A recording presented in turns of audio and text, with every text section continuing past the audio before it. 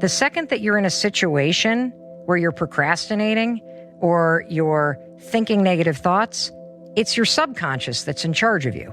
And so in order to change, you have to interrupt subconscious patterns. You see, the 5-second rule isn't just some dumb counting backwards thing. It is a form of metacognition that interrupts the patterns stored in your subconscious brain. Counting backwards requires you to focus, which flips on your prefrontal cortex. It gives you a moment of control over what you think and do next.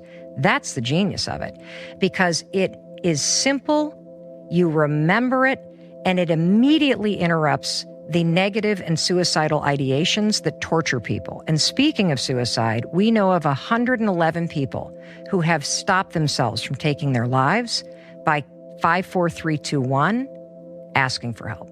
So I am here to tell you, I want you to try it. I want you to share it with people, because interrupting the patterns of thought and behavior that are holding you back and pushing yourself to take action or to think something different, it is the only way you are going to change. And this is a tool that's going to help you bridge that gap. And if you program your mind correctly, and if you're clear about what you want to create, your mind will help you get what you want.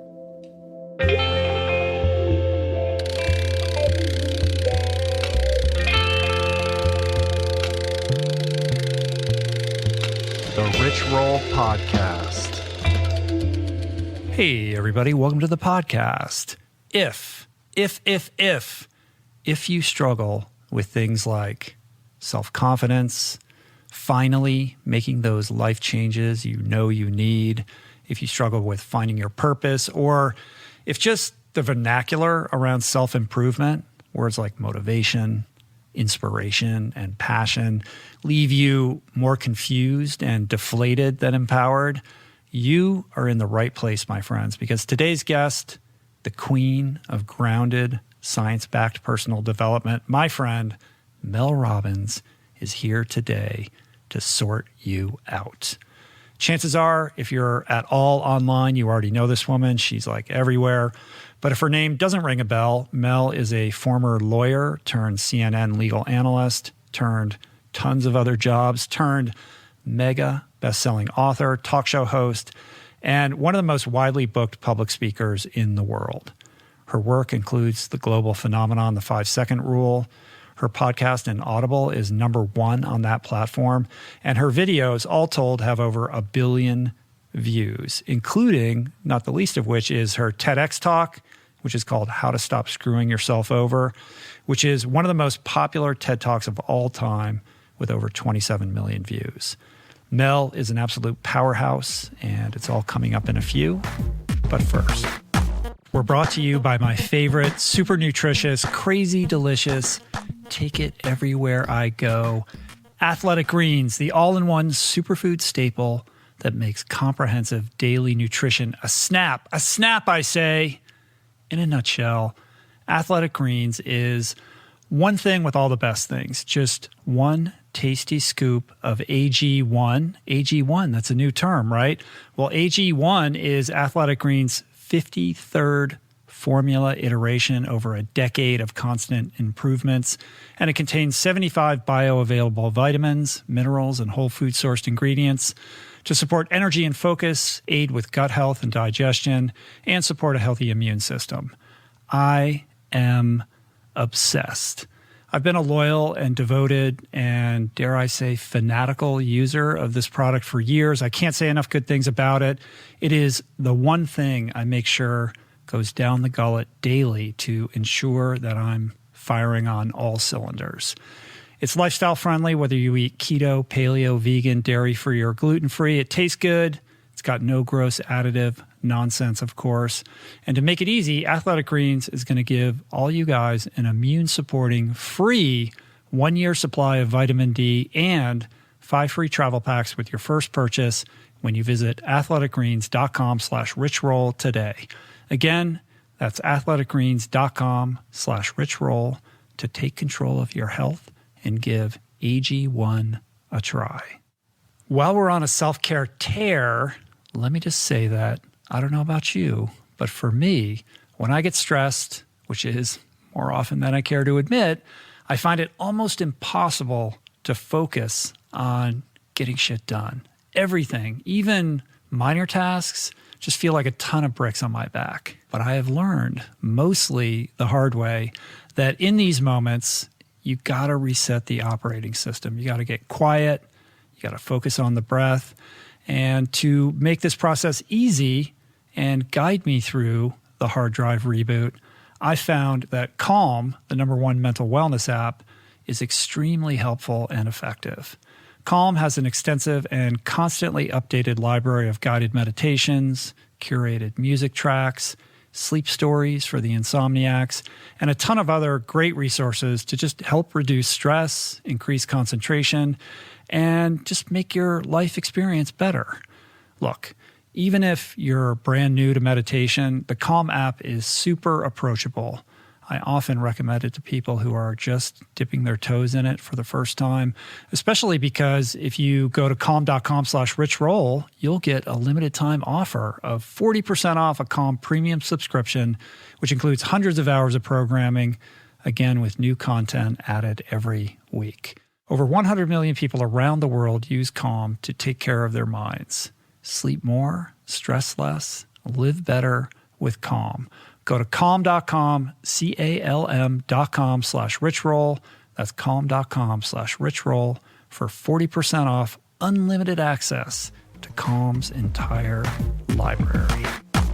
Okay, Mel Robbins. So the official occasion for this conversation is Mel's brand new book. It's called The High Five Habit, which you should all pick up. It's basically a toolbox for how to make believing in yourself a habit so that you operate more empowered and with greater confidence. But this conversation is about so much more. It's just packed with practical, life-altering science and experience-based wisdom and tools that you, and myself included, really need to hear. Nobody, and I mean that, nobody loves making a real difference in people's lives more than Mel. I adore this woman, and I'm pretty sure you're going to fall in love with her as well. So let's cultivate that bias for action, shall we? And do the thing. This is me and the wonderful Mel Robbins. It's good to have you here. Delighted to be in your presence. This has been a long time coming. And I was trying to remember the last time I saw you, and I'm pretty sure we were talking about this before the podcast. I'm pretty sure the last time I saw you was on the set of your television show, literally like maybe a week or two before everything locked down and the pandemic. I think days, began. Rich. I think so, right? Days. Because your show ended very abruptly shortly thereafter as a result of that. Yeah. Wow. They found, I'll never forget it. So it had always been a lifelong dream of mine. Growing up watching Donahue and Oprah Winfrey. I grew up in the Midwest, and I'd come home from school and they'd be on television. It had always been a dream of mine to host my own daytime talk show. So when the opportunity presented itself when I was 50 years old, I jumped at it. It was not the right fit for me at all. In what way? You seem pretty at home. On a television set? Yeah. Well, I'm at home kind of creating something and working with a big group of creative people. And I love helping people, and I love live coaching. That is really something that it just brings me alive. What I didn't like is ever since I've been an entrepreneur, so for the last 8 years, 10 years, as I've been kind of recreating myself and building my career, I've been in control, for better or worse, of everything that I do. When I signed on with Sony Pictures Television to do a daytime syndicated talk show, I was profoundly fucking naive about just how much was out of my control. And also, Rich, how much I fucking hate being out of control in terms of not having the final say in what I'm doing. Well, if anything, it confronted you with that, I don't want to say character defect, that predisposition, right, that you had to work through. I mean, it's a machine. There were so many people there. It's crazy. I mean, it was a sight to behold just knowing you and then being there and being like, wow, like this is an operation. Well, here's what I learned about myself.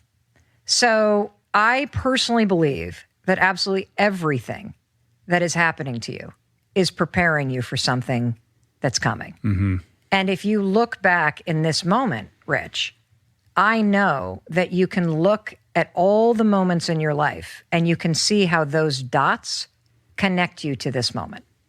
There was a lesson, there was an experience, there was a person, there was something, even in the worst moments. And I know you, sleeping on that mattress, at the worst moments of your life in that apartment when you were still practicing law and barely hanging on. There was something that you learned from that experience that you probably still use at this moment in your life, correct? 100%. Yeah, I mean, I have all kinds of things I want to say about that, but before I do that, I'm going to put on my Mel Robbins glasses. They're not black; they're like brown, but they're the closest that I have. So they are great looking on you. Yeah, it is. I think part of that also, we're around the same age. When you get to a certain age, you're able to cast your gaze backwards and see how everything kind of conspired to create the person that you are today. And it all makes perfect sense through the rearview mirror. And what's interesting is that although our journeys are very different in many ways, there's so much overlap in the variety of experiences that have brought us to this place. I mean, law school, being a lawyer, being an unhappy lawyer, a whole financial dismantling, being the parent of young adults and et cetera, and all of that, that comes together. But when I look back on my life, yes, all these different things that I did that seemed to not be related to each other or didn't really appear to have any kind of stickiness to anything that I do now. Of course, they all inform it. It was this perfect soup that has allowed me to be able to kind of do what I do now. And it's certainly the case in your story. Yeah. And, I think life is not really meant to be enjoyed. It's a school. How dare you? What do you mean, how dare you? Not meant to be enjoyed. Well, you can enjoy it. Yeah. But life is school. Mm-hmm. And it's there to teach you something. And maybe it took me 50 years to figure this out and to be able to look backwards and see how the dots connect. But I think the real secret is to be able to stand in the moment today and have faith that this is yet another dot that is leading you somewhere that you're meant to go. Right.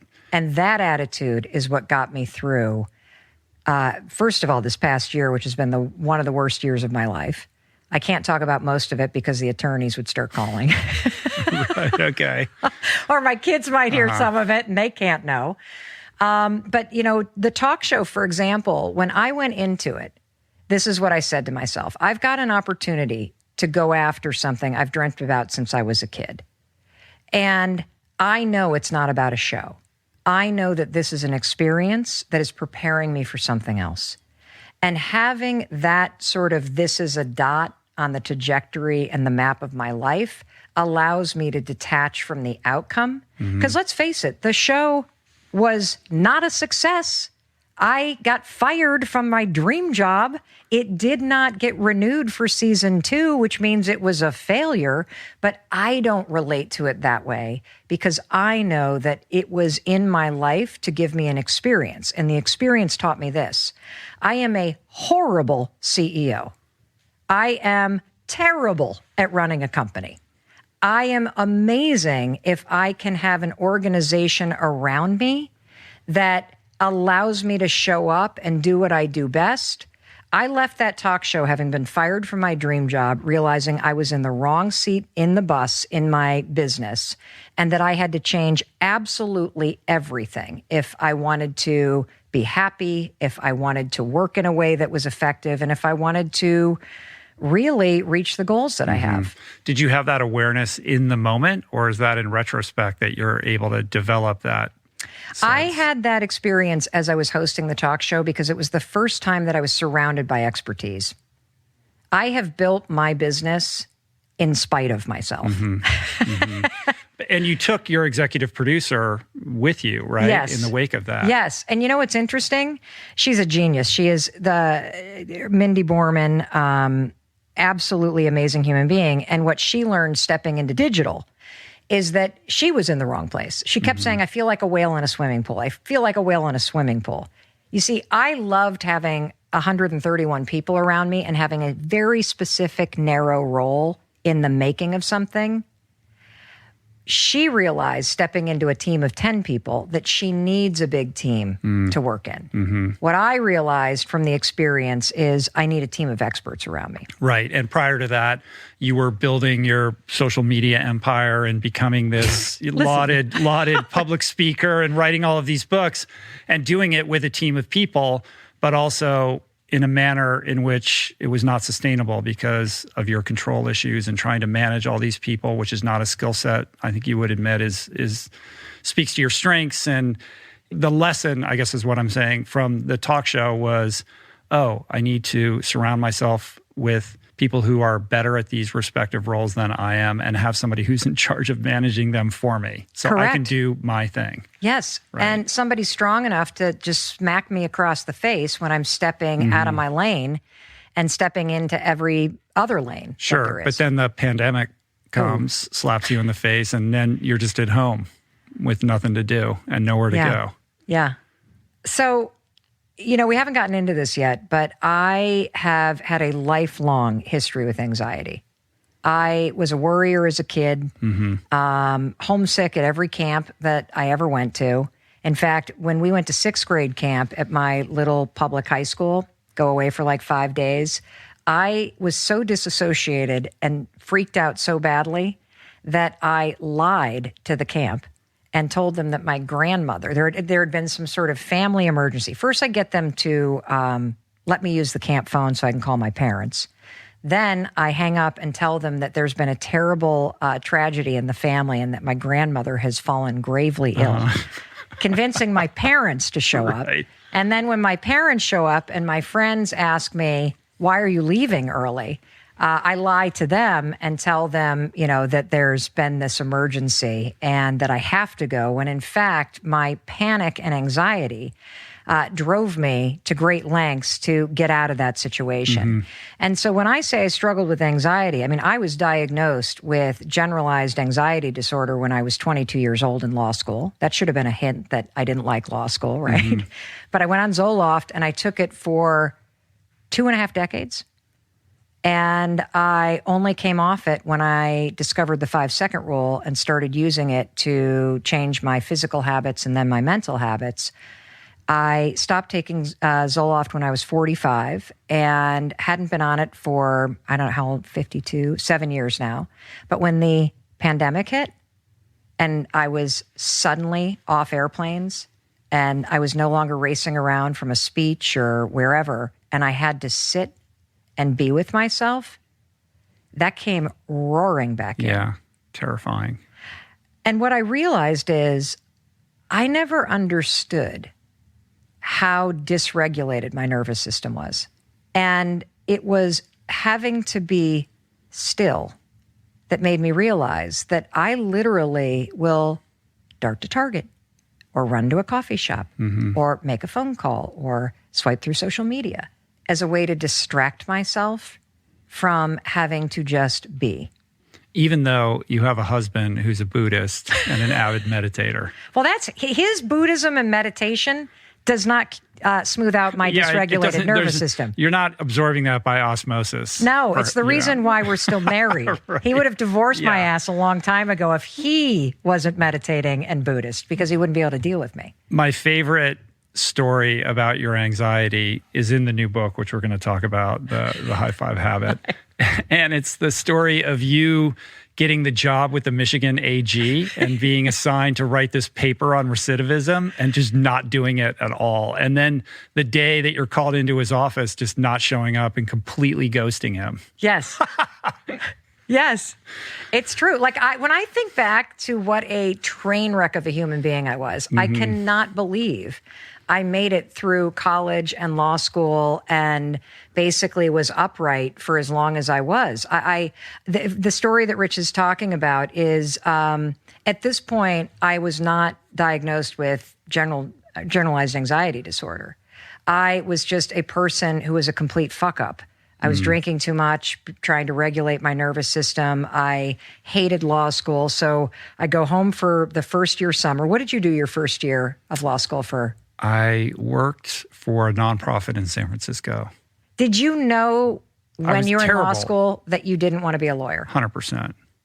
Yes. And I think so many people get into this position too, whether you're in a relationship or a job or a major or a neighborhood or whatever, where you know you're in the wrong place. Right. But there's so much inertia behind it. And the idea of stepping out of it is so fraught and terrifying that it's easier to just keep going. I mean, I would say I actually enjoyed being in an academic environment, and I was coming out of living in New York City where I was just a wild man, and I needed some of that structure because I knew what to do every day. And I was capable in that regard. So I actually didn't mind like going to class and the kind of, sort of social environment that it provided, but I had no interest in being a lawyer. I didn't even know what that meant. Even when I graduated from law school, I still didn't know what being a lawyer meant. It doesn't really teach you that part. Well, I guess because there's so many things that you can do being a lawyer. Yeah. But so back to the summer, I'm living back home in Western Michigan. I grew up in Muskegon, Michigan, and I'm driving 50 miles a day each way to go to the Attorney General's office in Grand Rapids, Michigan. And at the very beginning of the summer, the AG selects me to do a massive research paper about recidivism rates in the state of Michigan. Basically, he wants, at the end of the summer, it gets worse. He wants to make a massive speech about how he has been responsible for lowering recidivism rates, which basically means the rate of reentry to jail, rearrest, and reentry, for those of you that are not criminal defense attorneys or study this thing. I had no idea how to do a project like this. I also didn't know at the time that I was dyslexic or ADHD. Like, law school was a nightmare for me, all the reading and the writing. And so I would literally drive there. I would be terrified to walk into work knowing I had this big assignment. Everybody else had little things to do. So I would sit and I would procrastinate all day, do nothing, like literally not even crack open a book. I didn't even open up LexisNexis. I did nothing. And this went on for 3 months. I would drive there 5 days a week. I would do nothing all day. I'd go to lunch with the other interns. I'd then sit around. I'd do nothing all day. I didn't even have social media or the internet to like just blow off the time. I was literally doing nothing. And then he called me in. You're right. I'll never forget it. I don't remember a lot of that summer, but I do remember being called in. And I remember my cheeks being bright red and my armpits were sweating like crazy. And I was wearing a suit that my mother had probably bought me at JCPenney's.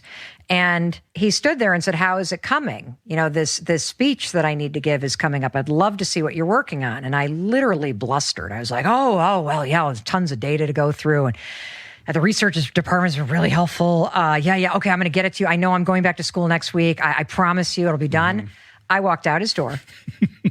I didn't even stop by my office to turn the lights off. I went straight out to the parking lot. I jumped in my parents' car and I drove right back to Muskegon, Michigan. And I never went back. Nothing. Nothing. It's unbelievable that you're such a capable human being when I hear that story. It is unbelievable. If I can change from somebody that is literally riddled with anxiety and just completely on edge all the time, to a person who is, I think I'm tremendously self-aware, both the internal self-awareness and external self-awareness, and change my habits in the way that I think and really heal my nervous system, you can too. Yeah. So this happened before you were technically diagnosed, and you went on to have, success. You were in legal aid. You were a public defender. You become this analyst for CNN, legal analyst. That was later. I mean, at what point do you start reckoning with all of it? Well, let's take it back. Like, talk me through this journey, because as you mentioned, you haven't been on a lot of podcasts. You haven't been on this podcast before. And I think the kind of origin story here is super important and impactful in terms of like contextualizing everything that you're doing now. So after law school, so I'm now on Zoloft, thank God. But after law, which helped me tremendously, it was life-saving. It literally, for me, what it did is it just turned down the volume of the negativity in my head. I mean, I understand a tremendous amount now about anxiety and panic attacks and worry. And there's a really significant connection between worry, anxiety, and panic. I believe all anxiety begins with worrying. that your negative thought loop starts going. This is the baby. So when you start to worry about something, the thoughts start to spin, right? And as your thoughts start to spin, your body and your nervous system take notice. Anxiety is simply when worrying starts to get lodged in your body. Your body goes on edge. You guys talk about it all the time, parasympathetic versus sympathetic nervous system. But it begins with a worry. Then your body gets agitated. And when your body gets agitated, I understand the science behind all this now, thankfully, and your stomach starts to feel gurgly. We make the mistake then of letting the worries pick up. Oh shit, my stomach's on edge. That must mean that something bad's going to happen. And that only ticks up the anxiety in your body. And at some point, this gets so pronounced that your body goes, that's it. I'm getting her out of here. Panic attack time. And so when you start to attack the worry loop, that's how you can slow down the anxiety. But I didn't know any of that back in the day. So I was a legal aid attorney. And then my husband, I did that for 4 years. And then my husband got into business school. And we moved up to Boston. And the only job I could get was with a large law firm. And so I worked there for a year. I hated it, Rich. I hated it. Oh, my God. I went from being in a courtroom 5 days a week to sitting in a suit in an office writing briefs. Like, again, like this was like penance for the attorney general stunt that I pulled. And luckily I got pregnant. And when I was pregnant with our first daughter, who's now 22, so this is 22 years ago, 1999. When our daughter was born, I had severe postpartum depression. And when I finally came out of it, and I was allowed to be with the baby, like I had to be supervised. It was that scary. And when I came out of it, I turned to Chris at one point and said, I can't go back to that law firm. I do not want to be a lawyer anymore. And for me, he said, how do you know? And I said, I don't ever want to answer the question, what do you do? With, I'm a lawyer. And Chris, he wasn't a Buddhist then, but he was very calm, very grounded, thank God. He looked at me and said, that's great. You realize we've just bought a house and you can't be with the baby full time. She's going to be in daycare. I've done the numbers and you can do whatever the fuck you want, but you have to make $60,000 a year. Right. And you have 4 weeks to figure it out. Because that was when I had to go back to the law firm. And so I'll tell you, when you have a problem defined like that, what do you want? I'll tell you what I wanted. I wanted a job in the next 4 weeks that paid me $60,000 a year. If you can define what you want, you can make it happen. I networked like my life depended upon it. And I ended up the night before, Rich, I was supposed to go back to that law firm. I have a habit of ghosting people. Let's just put that out on the table. At least the old Mel. Yeah. So the night before, I was supposed to go back to, this story is so cringy. I don't write about this in the book. Wait till you hear this. The night before I'm supposed to go back, I get an offer for $55,000. Chris and I are like, okay, we'll make it work. The next day, I go in to my first day back at the law firm where I've been out on paid maternity leave. To walk in the door and quit. And when I walk in, they are hosting a surprise baby shower for me. Your head must have just lit up with all those thoughts of, I should have ghosted them. Yes. I should have just never gone back. Oh my God. So we have the shower, you know, they have like breakfast for everybody and presents. And then I have to walk into my boss's office and tell her the news. And she was so shocked. Like, have you ever had that experience where you're talking to somebody and as you're talking, you realize they are managing their facial expression because they don't know what to do? Right. So that was really fun. Yeah. But it kind of flipped for me because as I went around and said goodbye to people, there was one partner who stood up as I was talking and walked past me and closed the door behind me. And I thought, oh my God, what's about to happen? And he sat back down and said, I hate it here too. If that startup company is hiring, could you give them my name? Oh my God. So I thought, okay, I'm going to be okay. No more bait stamping. No more bait stamping. So I go to this little tech startup called, at the time it was called eMode. And it was founded by this super, super smart guy, James Currier. And I was like the fifth person in the door, and I was handed a job in 1991 as the director of content, and it was my introduction to digital marketing. And I spent, a year or two there, and then I went to another digital kind of marketing platform for creative services, and ended up getting fired from that job, which I should have, because I did not know what I was doing. They hired me. I was able to talk myself into a great job, and then clearly within 4 months had no clue what I was doing. And then I went to another one, and in a lower level, and kept working. And that's when I started going, I'm not really happy. I don't really know what I want to do. I've done the lawyer thing. Now I'm like in digital marketing. What the heck? The first .com bomb happened, and there weren't a lot of jobs. And so I hired a life coach. And the life coach that I hired was teaching a course at the Sloan Business School on life design. And I started working with her. And the piece of the story that I left out is that in 1994, my husband and I started doing all these life improvement courses with a company called Landmark Education in New York City. And so I had like 6 years of Landmark courses under my belt. And I had a ton of training in just ontology, which is the study of being. I had a lot of training as a coach. I had been trained to lead courses for them, but I had never really done anything coaching-wise, and life coaching really wasn't a thing. And so I hired this person to help me figure out what to do with my own life. And a couple sessions in, this person goes, "You should be coaching people." I'm like, "Coaching people? What does that look like?"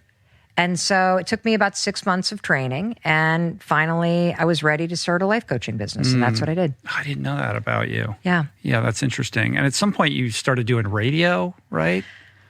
Okay, that's a whole nother story. Yeah, it's like, okay. I mean, I I'm seeing like the little beads, along the string connecting that are all adding up to, the Mel Robbins of today. Okay, so here's what happened. So this would have been, I get so lost in the timeline of my life because you know what I feel like?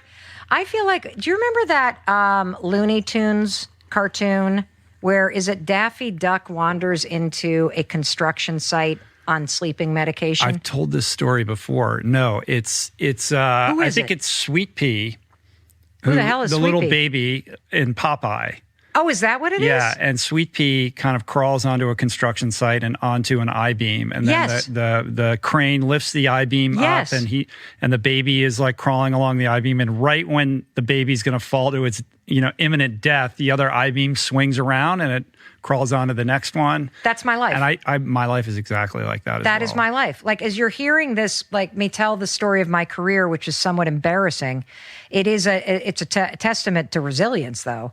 I literally fail over and over and over again. I lose my way 1,000,000 times before I find myself. And even when I find myself, I eventually feel lost again and go looking for myself again, constantly seeking, constantly growing, constantly failing. And so I start this life coaching business. I love it. It goes incredibly, incredibly well. This would have been like 2002 to like 2000, I don't know, I'm guessing here, 6 maybe. And what ends up happening is a friend of mine emails me, forwards an email to me. And when you look at the chain of when you look at the chain of the forward, what you see at the bottom is there's somebody at Inc. magazine looking to write an article about life coaches. And I immediately scan the thing, and it's a month old. The deadline is passed. I have none of the credentials they're looking for. I have none of the types of clients they're looking for. And I start to go, like we always do, down the list of reasons why I should not respond. Like we're always arguing against ourselves, always holding ourselves back. And I immediately say, wait a minute. What would somebody who's more successful than me do? And I'm like, they'd fucking apply. Right. So I take a sip of wine. I start typing like crazy, and I just freeform this hilarious response back a month late with none of the credentials, da-da-da-da-da-da. She writes back the next day and says, I was about to turn the article in. What if I come to Boston next week and trail you? Wow. So she comes. She follows me around for a day. She ends up publishing an article And I'm like, oh, yes. That's right. Because the article released in 2005. I can't believe how old I am. 2005. My God, that's like 16 years ago. I know, but it seems like yesterday. And I'm pregnant with our son and our third child. And I'm like, this is going to be amazing. The timing of this article is fabulous. This article is going to print, Rich, and I am going to have an avalanche of clients. It's going to be awesome.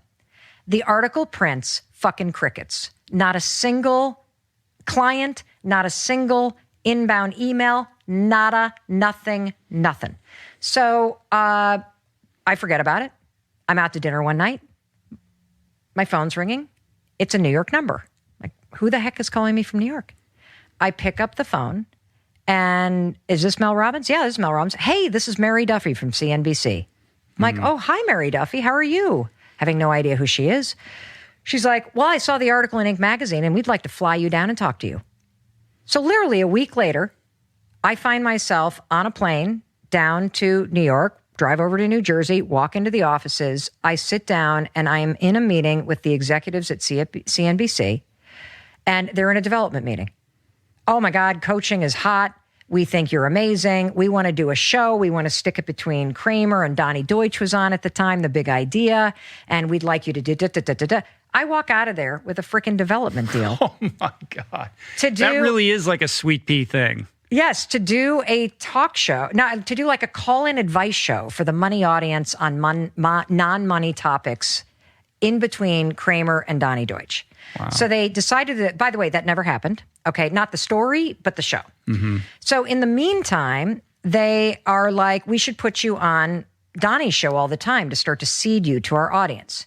So I'm now being brought down to New York once a week to appear on The Big Idea, Donnie Deutsch's show, as like a panelist. And I am just kind of doing my thing. Meanwhile, something else is happening. There is a show that is being cast by Fox called, it was a business makeover show where they were going to do something like the Gordon Ramsay show with kitchens, right? Mm-hmm. They wanted to do that with small businesses. Mm-hmm. Now, mind you, this show has been played out now 1 million times, but I'm talking 2007 here and 2008. This is the time zone that this was happening in. And so I'm now starting to feel like, holy cow, like my freaking gravy train is coming in. I'm not only like in development at CNBC, which means jack shit, by the way. Right. I am now, I don't even know about this yet. So I am, so the show's in development, and the executives at Fox are talking to Donnie Deutsch about hosting the show. Mm-hmm. I know nothing about it, Rich. I'm just happily life coaching, and I am happily appearing on The Big Idea thinking I am a big shit, which I am not. All of a sudden, my agent calls me and says, because I didn't even have an agent, I had to get one because I didn't know how to negotiate the contract because I was a criminal lawyer, blah, blah, blah, blah, blah. This guy that represented me called me and said, you're never going to believe this. I said, what? He said, there is a guy who runs all of non-scripted, meaning reality programming at Fox. It's responsible for American Idol, the whole deal. And they want to talk to you about hosting a reality show for Fox. That's a business makeover show. I'm like, you're kidding me. And he said, no, they want you on a plane tonight out of Boston. I'm like, you're kidding me. So I pack up. I go to this is a hilarious story. You ready? Brace yourself. Yeah. So I pack up. I go to Logan. It's 2007. I'm terrified of flying. I'm wearing sneakers, a sweatpants, a sweatshirt. I have a roll-on suitcase that has the single best suit I own and a pair of high heels in it because you have to dress the part. Like interviewing is all about walking in as the person. I have my makeup in there. I'm ready to go. The meeting is at 8:30 in the morning in LA. I get on this plane and I am sitting in my seat, breathing through my breathing exercises because I had not invented the 5-second rule yet. As I'm having a panic attack, and all of a sudden it dawns on me, I've left my suitcase at the Starbucks in the airport. Oh, no. I have the interview of my life tomorrow morning. Right. By the time you land in LA, you can't go to the store. It's midnight. Yeah. you're toast. Yeah. So I get up early. I go to the front desk of the hotel they've put me in, the nicest hotel I've ever been in. I feel already like the world's biggest fraud. I don't belong here. I am in pit-stained T-shirt and dirty sweats. My hair is greasy as hell because I have literally been sweating all night thinking about what I'm going to do.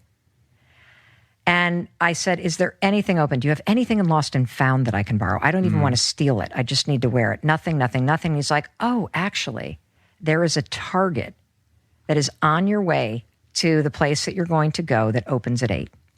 So the car service picks me up. I tell him to beeline it to Target. I ran through that Target like I was in one of those shopping spree game shows. Black pants, black shirt, black high heels, dry shampoo, running. Like a little like thing, like the foundation thing, running, run out. I change in the back seat of the car. All this I snap across the heels because the heels are connected. You know what I mean? Yeah. And I get out of the car and I realize I have grabbed a size or 10 heels and I wear a size 8. So I'm now in like 3-inch high flip-flops that are going as I'm walking. And I shuffle my way down the thing and I walk into the meeting and I land the role. And this should have been the last time I ever did television because I have been screwed all 3 times I did TV, except for CNN. So what happened? Did that show never Thankfully, transpire? It never aired because this is what happened. When I landed the role was to basically do extreme office makeover. You take a struggling business and you get to have the extraordinary job of making over the whole thing. Everything from training employees to the whole physical space itself. Remember the extreme home makeover and they'd kind of move the bus? And so that was the show concept. 4 months later, when we were ready to tape the show, they had brought on some big names in reality, Endemol, 51 Minds, and the show had completely changed. And it was now a show called Someone's Gotta Go. And I was told that I would be firing people from real jobs on national TV on a reality show. Wow. Yeah. And I... welcome to Hollywood. Well, it's not what I signed up for, and I love helping people. And so I remember calling my husband sobbing from the hotel room and calling my agent sobbing, I can't do this, I'm quitting. And he's like, I don't think you understand what you've gotten yourself into. There's a crew of 150 people. There's Fox and 2 massive production companies. They have already cast the entire season, Mel. And it's an unbelievable opportunity. I mean, essentially, if you like that kind of thing, back in Boston, coaching however many people, and nobody calling you after that article came out. But I was happy. Yeah, like I think that's the thing is that we chase the next bigger thing. And all these experiences are amazing, but what was immediately apparent when this train left the station is this is not a train I wanted to be on. And so we shot the first 2 episodes, and it was the people were lovely, but it was a horrible experience. It was the typical reality show. They put you in a bubble. They take everybody's phones. They take the television sets out of the rooms that people are staying in. And again, this was 2007. This is not like when everybody's watching Love Island and we all know what the reality show thing is. And these were people that had signed up thinking they were getting a makeover. So the people who had signed up for the show, the business owners, were actually told that somebody was getting fired in the opening scene because they wanted to capture the authentic reaction. That's awful. And if you're a person that, for me, it was never about doing this for show. I thought that I was on a show that was going to help businesses. And look, I realized that a lot of times you got to fire people to help your business. But that's not at all what I wanted to do. And we were teetering on a recession. And at the same time, my husband's restaurant business was starting to face some real challenges, as restaurant businesses often do. And so the thought of actually going in and pushing a small business owner over the edge on national television was gut-wrenching. We shot 2 episodes. I don't know how I made it through it. And then luckily, again, the I-beam comes over, and as I'm falling, I'm caught. The legal department at Fox said the recession is coming on. This is the wrong show at the wrong time. And this is tabled. And so instead of airing it on January 6th, on my husband's 40th birthday, with American Idol as the lead-in. Oh, my God. Oh, my God. Holy shit. I dodged that, but then got handed... Life would have been very different if that show aired for you, I think. I think my career would have been over. You think? I do. Well, look, I mean, everybody can the timing remake themselves saved you. over and over and over Right. again. You would have been vilified. And I didn't believe in what I was doing. And you would have to kind of wear the mantle of, the evil person who delivers the hatchet. Yeah. Like if you're not vested in it, you can't defend it. And, if I believe in what I'm doing, I will fight anybody to the death over it. Mm-hmm. But I didn't believe in what I was doing. That's why it was the kiss of death. I didn't realize you had all these television experiences prior. So I'm not even done. Yeah. So what happens next is I go, oh, thank God.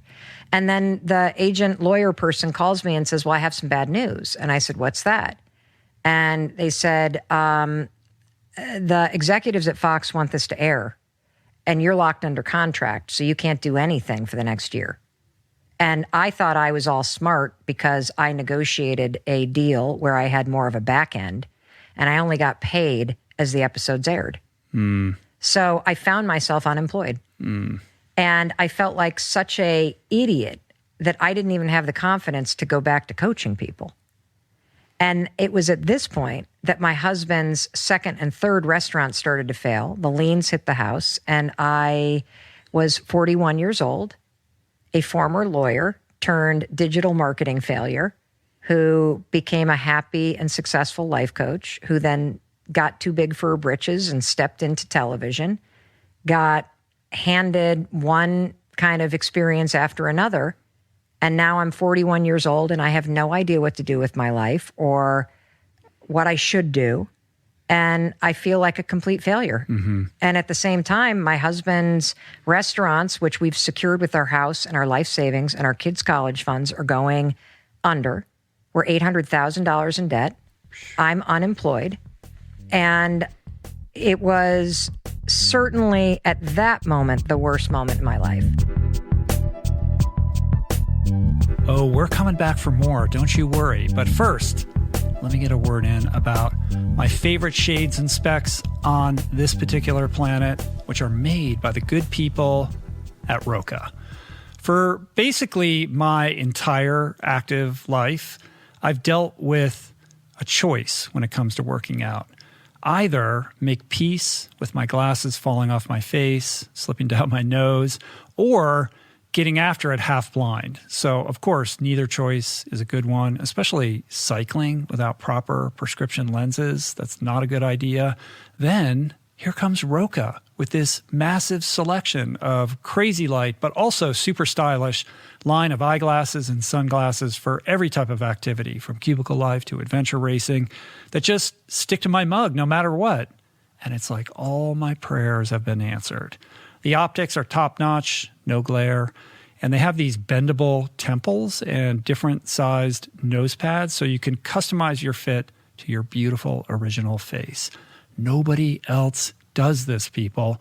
And right now, Roka's try-on program makes it super easy to find your perfect pair.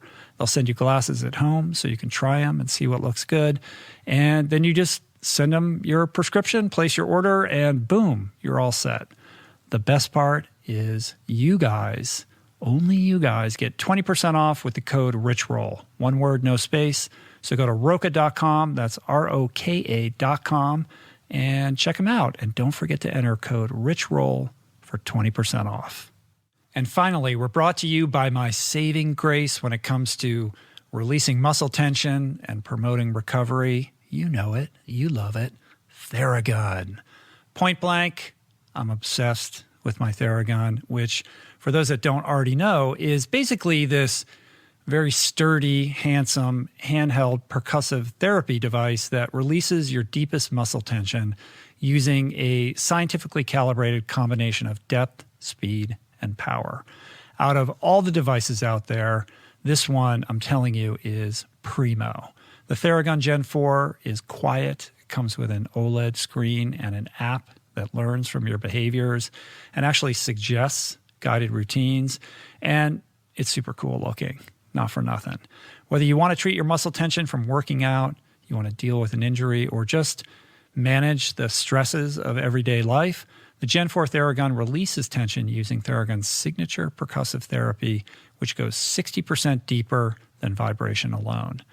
Personally, using my Theragun has become an integral part of my day. As some of you guys know, I'm dealing with some back issues, and Theragun has just been crucial in helping me stay active and feeling good. It really is a game changer.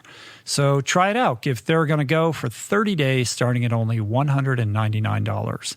Go to therabody.com/richroll right now and get your Gen 4 Theragun today. That's therabody.com/richroll, therabody.com/richroll. Okay, back to the show. So this is like 2008. Yeah, lousy year for a lot of people. Yeah. Housing crisis. Not a good year for us either. Yeah, it was brutal. And that's a phase that was pretty protracted, right? You guys really went through it. And the more I learn about, what went down for you, it's kind of amazing to me. I mean, we can talk about all the entrepreneurial success, et cetera, but more importantly, that your marriage survived this because you guys were at loggerheads. Oh, Big time. Big time. Because it's a lot easier to be angry than to be afraid. And so when the shit hit the fan in my life, even though I had made a ridiculous number of mistakes, many of which I've been talking about with you, I reacted to this crisis in my life and my marriage and in our finances like a lot of high-functioning adults by screaming at my husband and drinking myself into the ground. Mm-hmm. Like any respectful person would do. Why? Right. It was a low moment. Look, I think that you know when you hit rock bottom. You'll know when you hit rock bottom because you finally hit something solid within yourself. And what happened for me is I spent 6 months screaming at Chris and drinking like crazy. And, it was a terrible period in our lives. Our kids even remember it. This is the part that sucks. They remember coming downstairs in the morning and I'm still asleep in the chair in the living room. They remember Chris being angry all the time. They remember sort of the standoff. Like, it's one thing to be roommates with your partner. It's another thing to be in a standoff, which Chris and I were. Mm-hmm. And, it wasn't Chris's fault. This is the restaurant business. I mean, this is the risk of entrepreneurship. It's not like he went into business and was like, let's just fuck this up and go $1 million. That's not at all what happened. Yeah. You pick locations and some are great and some suck. And if you do that at the second location, you're going to be in trouble with your business model. And what happened for Chris, and we're still unpacking this to this day, is that he, as the business started to fail, started to marry that with his own identity and think that he was a failure. You talk about that in the new book. Yeah. And his self-identification with that failure being very personal, whereas his investors didn't see it that way. They realized this is a calculated risk. Yep. And you, in turn, seeing Chris through the lens of that failure, such that no matter what he did, whether he's mowing the lawn or taking the kids to the park or, coaching a sports team, was all indications of that failure as opposed to contributing to the family welfare. Right. I mean, it took a number of years. I mean, basically what ended up happening is, as the liens were hitting the house and the bankruptcy letters were arriving and Chris was scrambling with his business partner to pull the business out of the wreckage, which, by the way, they ultimately did, and ended up selling off the units. Not for great success, but they certainly did not provide the return on the investment that they had hoped, but they mitigated a tremendous amount of loss and risk. Yeah. And the thing that I think a lot about is that, Chris's business partner has a way more optimistic, what I call high five attitude. And he was able to separate his identity from what had happened in the business. And for whatever reason, Chris just couldn't. And so he left the business in 2014, and just really, really, it's been a long process for him to separate who he is from what happened in that business. Mm-hmm. So here you are. It's 2008. You're I feel like I'm having a hot flash. 800 grand. Oh my God. Okay. Don't ghost me. Are you going to get up and just leave? Rich. Just walk out on me? I'm getting hot. Somebody bring me a fan. Come on. Okay. Okay, here we go. It's all the lights. 800 grand in debt. Yes. Now, in retrospect, being this, person who embodies self-empowerment, it's very easy and almost cavalier to say, things like this happen for a reason. They're happening for you, not to you. Julie would call it your divine moment, right? But when you're in that, it's like, you can't hear that. You don't want to hear that. You're like, fuck off. You don't understand my pain. I need a solution now. Yes, I agree. Look, here's the thing about mindset. A mindset will not change the shitty situation you're in. A positive mindset changes you, which changes your ability to deal with the shitty situation that you're in. Well, this goes to so many of the things that you talk about and a subject matter that I love, and the neuroscience proves this out, this idea of developing a bias towards action. You know, in AA, we call it mood follows action. The idea being that we're all victims of some level of analysis paralysis, and we're waiting until we feel like doing something, or we are, blessed with the spark of inspiration. But in truth, the only way to shift out of any of these kinds of scenarios is to take an action first, right? As hard as that is. And the emotions, the perceptions, all of that follows action, not the other way around. 100% true. So how I discovered this in my life is during this horrible period in life. So 2008, every morning I would wake up and I would immediately start spinning the negative thoughts. We're fucked. I hate my husband. How did we end up here? I can't believe I did that stupid ass show. I've made so many mistakes. I should just flush my life, the last 40 years down the toilet. I'm so embarrassed. I'm the world's worst mother. I'd stare at the ceiling. I was like a human pot roast marinating in fear. And then, of course, the anxiety would wave up my body and pin me down to that bed, and I'd hit the snooze button. And I would hit the snooze button 4 or 5 times a morning. By the time I woke up, the kids had missed the bus. So we got 3 kids under the age of 10. Chris was long gone because he's a very smart man, and he did not want to be in the house when I was awake. And he was trying to fix the situation that they were in. And I would literally scream at the kids, get them in the car, and from there the day was just horrible. And then every night I would do the same thing. I'd say, that's it. Tomorrow morning it's got to be the new me. Everybody that struggles with addiction does this exact same thing. Tomorrow I'm not drinking. That's it. I'm done with this. And then the next morning it's the same fucking pattern of negative crap that you're doing to yourself. And this is exactly what you talk about all the time. It's not the what you need to do, it's how. How do you make yourself do the things that feel hard or scary or don't seem like they're going to work because you're resigned and you're stuck in your patterns? That was me. I knew I needed to get out of bed. I knew I needed to stop drinking. I knew I needed to look for a job. I knew this wasn't Chris's fault and I needed to stop screaming at him all the time, but I wasn't doing any of those things. I didn't know how. And so this was the moment I created the 5-second rule. And again, this is another I-beam or T-beam or whatever the hell beam it's called.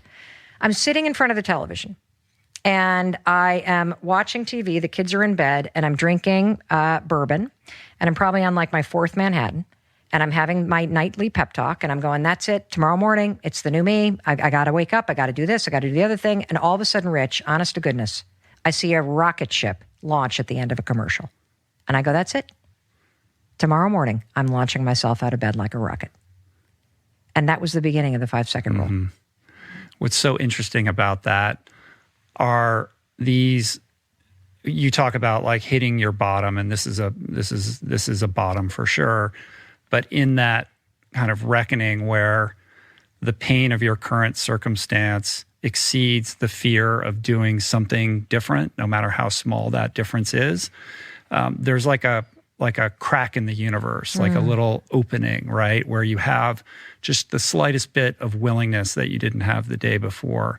And even the tiniest action, whether it's picking up the phone to make a call or counting back down from 5, when you look back now, it's like I did a couple little things that changed my life forever. This incident, obviously changed your life forever. And it's kind of amazing in a beautiful, mystical way how that occurs. I think it occurs when you're ready. Wasn't yours a phone call? Yeah, I've had a couple in my life. I mean, when I got sober, I hit a certain bottom, and that was a phone call to say, I'm ready, like, let's go to rehab. I had it again at 40 on a staircase, realizing I needed rehab for life or lifestyle. But I look at those events as great blessings and things to be really revered. And when I talk about it, I'm always quick to remind people that I think we're all blessed with those moments in various shapes and forms. But we do have to be ready, and we also have to be aware, because when they're visited upon us, if we're not paying attention, they can quickly pass like sliding doors, right? And I often think, how many other incidents like this have I allowed to slip by, where if I had been more aware and present and perhaps in a position to be ready to receive them, my life could have changed in other ways that, in some parallel universe, I'd be living a different life. Well, let me tell you my intention for this conversation. That you listening to us have this podcast be that crack that lets some light in and becomes a sliding door, that you might just see, oh, wow, maybe if that phone call I'm avoiding, or counting backwards 5, 4, 3, 2, 1, or high-fiving myself in the mirror, even though I don't think I deserve it, and I think it's stupid, and I'm a failure, and why is this going to help? That you try it. Yeah. Because I think that you can trace back to our dots analogy. Any change in trajectory was just a moment.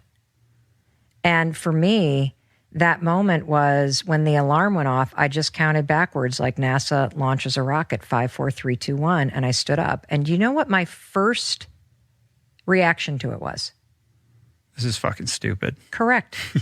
Resignation. Yeah. It was immediately like, okay, so you can get out of bed.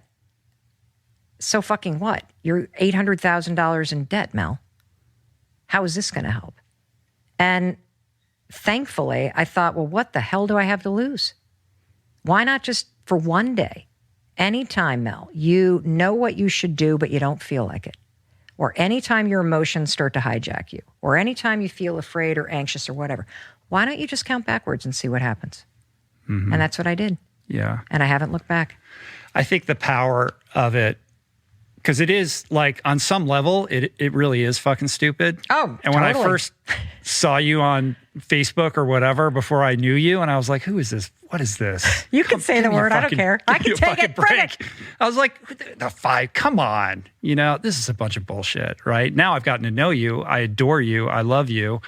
I think you're brilliant and talented in so many ways. But it took me a minute to get my head around this thing. But I think where I'm at now with it is that there's a certain genius in the simplicity and the low-hanging fruit nature of it. Like, I had to pick up a phone and make a very difficult phone call. That phone weighs 1,000 pounds. Yeah.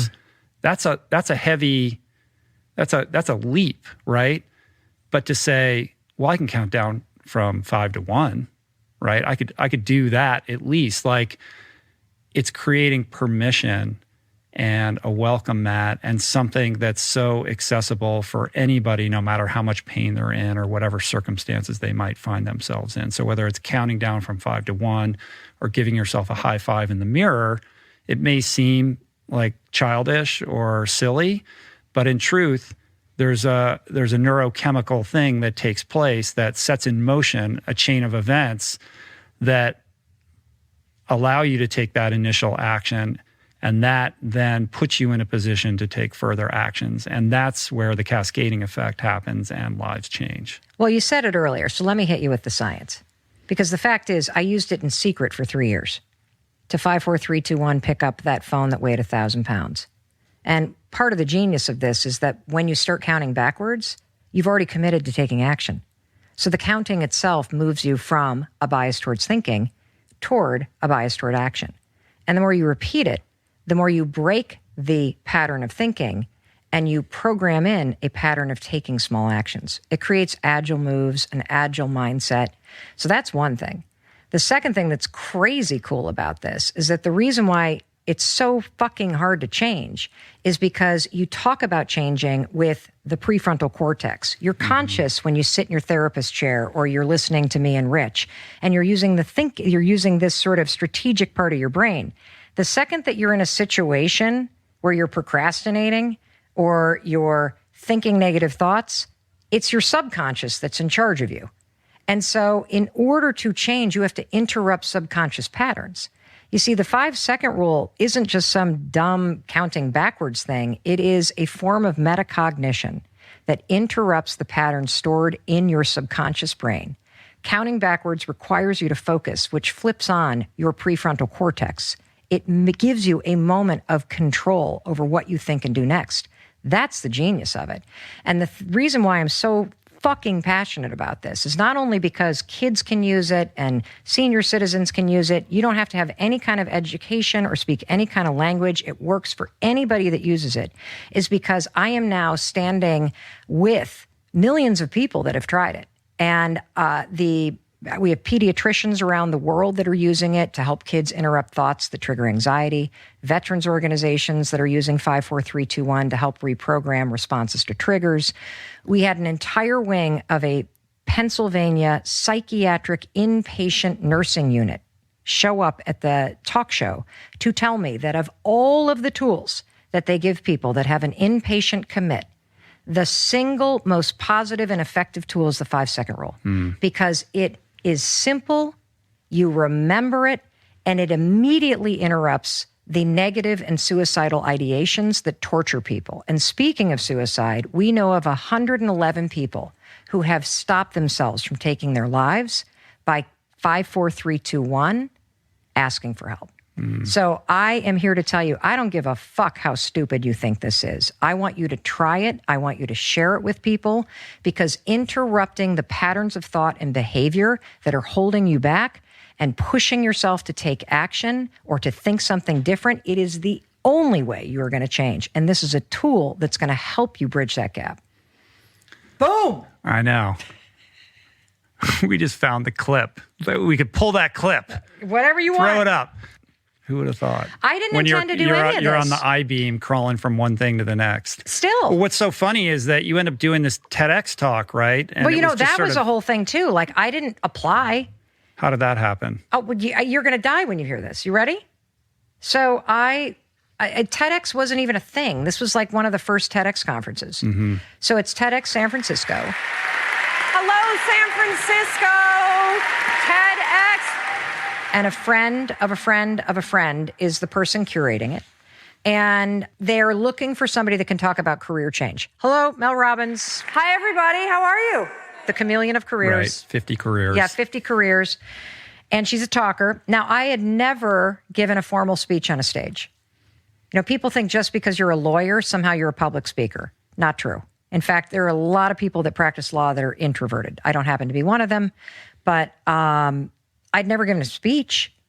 And so I get this email from this person asking if I'd be interested in giving a talk about career change for this thing called TEDx.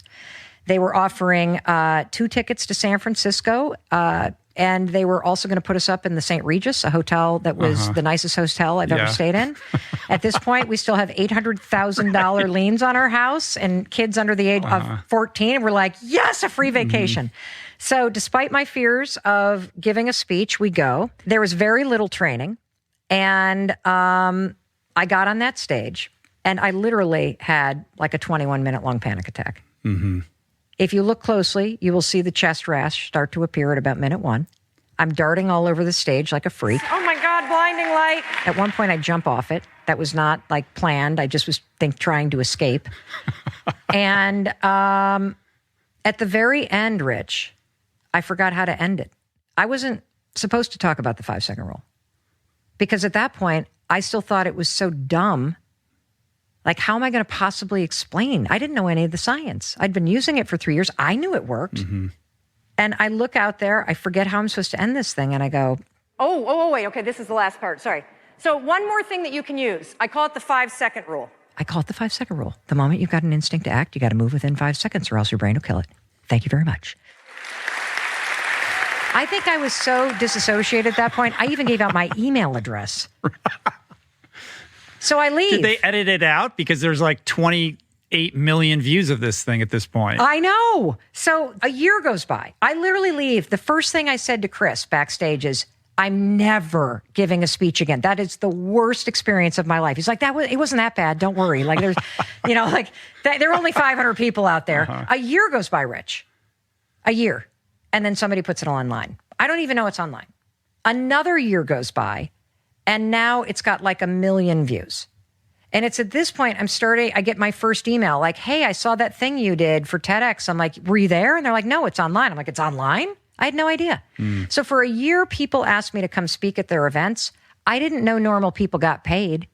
I thought you had to be a best-selling author like Rich Roll. I thought you had to have a podcast like Rich Roll. I thought you had to like be somebody like Rich Roll. I did not know that normal human beings, especially those of us that fall off I-beams or A-beams or whatever they're called as part of our success strategy, got paid to do this. So I just happily speak for free at 7 different events that year. So now we're probably talking, 2013? Mm-hmm. And somebody comes up to me and says, is it an A-beam or an I-beam? I-beam, I think. Okay. Yeah. So another I-beam moment. She walks up to me and goes, oh my gosh, can I ask you a question? I was a speaker at the event too. You were so great. I'm like, yeah, absolutely. And she said, did you get your check yet? And I said, check? You got paid for that? And she looked at me with horror and goes, you didn't? I just assumed you did. And I thought, I am a complete moron. Like, I didn't even occur to me to ask to get paid. And so I made myself this promise. This is genius. If you have no idea how to break into an industry, this is how you price yourself. I said, the next time somebody calls, this is what you're going to do. You're going to count backwards 5, 4, 3, 2, 1, and you're going to say, yes, I'm available. What's your budget? And then you're going to count backwards 5, 4, 3, 2, 1. Because it's really effective at putting yourself in pause. Mm-hmm. And say, normally I'm double. I love that. I love the what's your budget, because you always want them to put the number out first, and then you know what you're dealing with. And see, at this point in my career, I was so just grateful and desperate. That's a terrible combination, to be grateful and desperate. So grateful that anybody would hire me, and so desperate for the money because, dude, we still had liens on our house. Yeah. We were barely making the ends meet. In 2014, Chris was just leaving the restaurant business. He hadn't been paid in 6 months.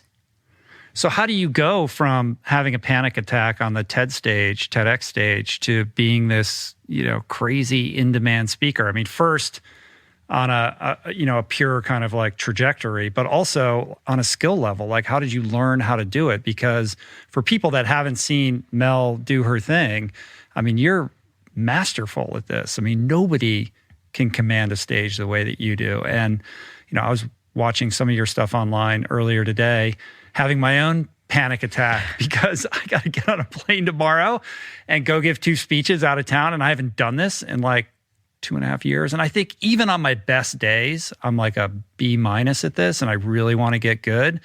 And I've been trying to figure it out myself. And I realize there's so much to learn and so many things I don't know about how to do this well. I feel like I'm capable of it, but I've lacked like the guidance from other people to kind of help me figure it out.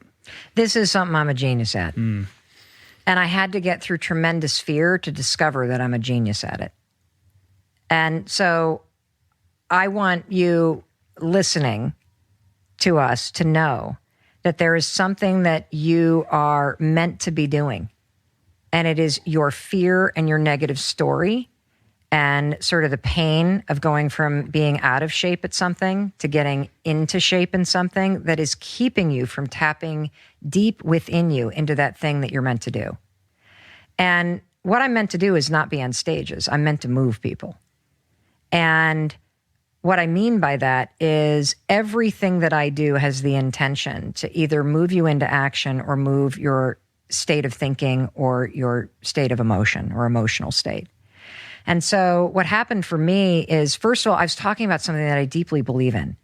Because as that TEDx talk started to gain momentum, people started to write to me from around the world. I was literally spending 3 or 4 hours a night, Rich, writing emails back. Okay, well, you can use it for procrastination like this. And then I started getting tons of questions about anxiety. So I would start picking up the phone or emailing experts to understand how to answer these questions. And I finally I became so masterful about the topic and so passionate about it, not because of my experience, but because this stupid thing was working for people around the world. And now I had some of the leading experts in neuroscience and habit research and anxiety and pediatric medicine and oncology validating why it worked.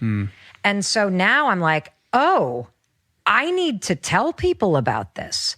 And it was because of the impact it was making in other real people's lives that emboldened me that I got to get my ass on that stage and I got to figure out, because here's the problem, right? I have the world's stupidest topic to talk about. Dumb. I am literally going to get in a stadium in front of 25,000 people and for an hour And tell them to count back from 5. and say, you can change your life in 5 seconds? Who the fuck is going to do that? I better show up and be so entertaining and so moving and so convincing and so just irrefutable that you not only believe me, you're fucking bawling at the end of that speech because you realize, holy fuck, I have missed so many 5-second moments. I have given up on myself. I have doubted myself. I fucking hold myself back. I can't do this to myself anymore because it is true, Rich. Your whole life comes down to these 5-second windows, these moments of hesitation, these moments of opportunities where you either step forward, lean in, speak up, or you fucking lean back and you hold yourself back. Your marriage, your finances, your expertise, your business, it all comes down to how and who and what you do in this 5-second window. And I am here to tell you, if you learn how to manage your response, what you think and what you do within this 5-second window, you can do or be anything. But most of us stop and hesitate, and then the habit of doubting ourselves takes over. The habit of saying, I don't deserve that. The habit of you pulling away from what you want. That is why I'm so passionate. And so in terms of how to be masterful at public speaking, start with the audience. What do you want them to feel? Them. What do you want them to feel when you're done talking? Empowered. Yeah. Inspired. Yeah. I want them to feel a sense of agency over their lives. I want them to feel like there's a path that is ready to unfold for them. And I want to give them tools to begin that process. I would pick one tool. And this is the thing that you're so good at. I mean, for all of the things that you talk about, I think underappreciated or under-discussed is this incredible skill that you have to communicate complex ideas clearly by distilling them down into very kind of simplistic's the wrong word, but like elemental. I like simplistic. Things. Dude, I'm not a celebrity person at all. I'm not a mass media person at all. I like the average person. The average person has a ton of shit going on and a lot that they're shouldering. It's why I wanted to do daytime talk. Because the person that's still watching daytime talk has very few resources and has been left behind by most media. But I love real people. And you can only reach real people when you're having real conversations and you're discussing real problems. And simplistic solutions are what work for complicated problems. Life's complicated enough, my God. If you can remember the tool, you'll fucking use it. Which brings us to the high five. Oh, this is even dumber than the Counting, 5-second rule. Staying on the theme of fives, right? Yes. How can I extend this theme? Well, we should point out, so you end up writing this book, the 5-second rule, that like blows up. Oh, that's an like, IB moment, though. The book launch failed, dude. No, it didn't. Yes, it did. The story of the 5-second rule book, you guys. So I self-published that book, okay? Right. because I just thought, okay, I want to own what I do because I'm a control freak. I want to own what I do. And I really care about this message. And nobody's going to tell this the way that I want to tell it. So I self-published the book. I study all the best-selling authors to figure out how do you get on the lists, because if you get on the list, then, you know, mass media will pay attention and more people will get the book, whatever. No one told you that if you self-publish, the lists are out the window? No. So I literally self-published the book not knowing you will not make a single list and not realizing there won't be a single bookstore that carry the book. So I put all my effort into marketing for this big book launch. We're going to sell as many books as possible so I can get on the list. And here's what happens. I do everything you're supposed to do. I have a puny-ass newsletter list at that point, like 8,000 people or whatever. I am on like one podcast. I'm doing a couple speeches. And on the day the book goes on sale, I pour all the energy at getting people to buy on Amazon. Within 2 hours, everybody's writing saying it's out of stock. And I'm thinking there's no way 20,000 books are out of stock. No way. I don't have that many people on the newsletter list. And my Aunt Sally only bought 4 of them. So like, you know, there's no way there's 20,000. And this is what I know now. If Amazon has a product that is unknown and they get an unexpected surge that's pretty consistent, they turn off inventory. Oh, I didn't know that. Yes. Because they just assume it's fraud. Correct. And they also want to make sure they can check with inventory to make sure the supply is okay before they say it's being shipped. So for the first 2 weeks of my book launch, as I am now exhausting everything that I've worked for 6 months to try to do, all the traffic that I'm sending to Amazon is going to a page that says out of stock. I am literally crying every day. Meanwhile, Tony Robbins has launched a book the same day, so every fucking where I go, his face is everywhere. He's in the front of every bookstore. He's in every airport. I'm like, dear universe, why? I get asked every time I speak, are you Tony Robbins' wife? Because my last name is Robbins. I'm like, no, I'm Christopher Robbins' wife, which is actually my husband's name, Christopher Robbins. I literally thought, what have I done? Why me? Why am I the bad news bearers? Why do I always have to sneak in the back door? Why does nothing ever work out for me? Why do all these other people get to have it easy? Why are they all friends? Why do they support? Like, why? So I am literally licking my wounds thinking that this is the worst thing that's ever happened. Meanwhile, I have completely forgotten that I also self-published the audiobook. When people went, I didn't know this was happening. But about 4 weeks later, when I have just chalked up the book as a total failure, I get an email from Audible that says, your monthly report is due. And I literally fall out of my chair. It was 6 figures. Wow. So it just directed everybody to get the audiobook. Correct. And this was at an inflection point for audiobooks. Audiobooks hadn't quite tipped over into being as mainstream as they are now, but that was a 2017. Huge, that was like right around the time where it started to become a thing. And Audible is owned by Amazon. So everything that happens on Audible impacts the Amazon algorithm. So all of a sudden, the 5-second rule shot up. It was the number 1 audiobook of the year in 2017. It was the number 6 most read book of the year on Amazon. It has been translated into 36 languages in 4 years flat. It has sold millions of copies. And here's the most important thing I want you to hear. It has never made a bestsellers list. Right. It's so crazy how that works. But here's the thing I want you to understand. Your dreams have a purpose. I have always dreamt of being a New York Times bestselling author. Never have been.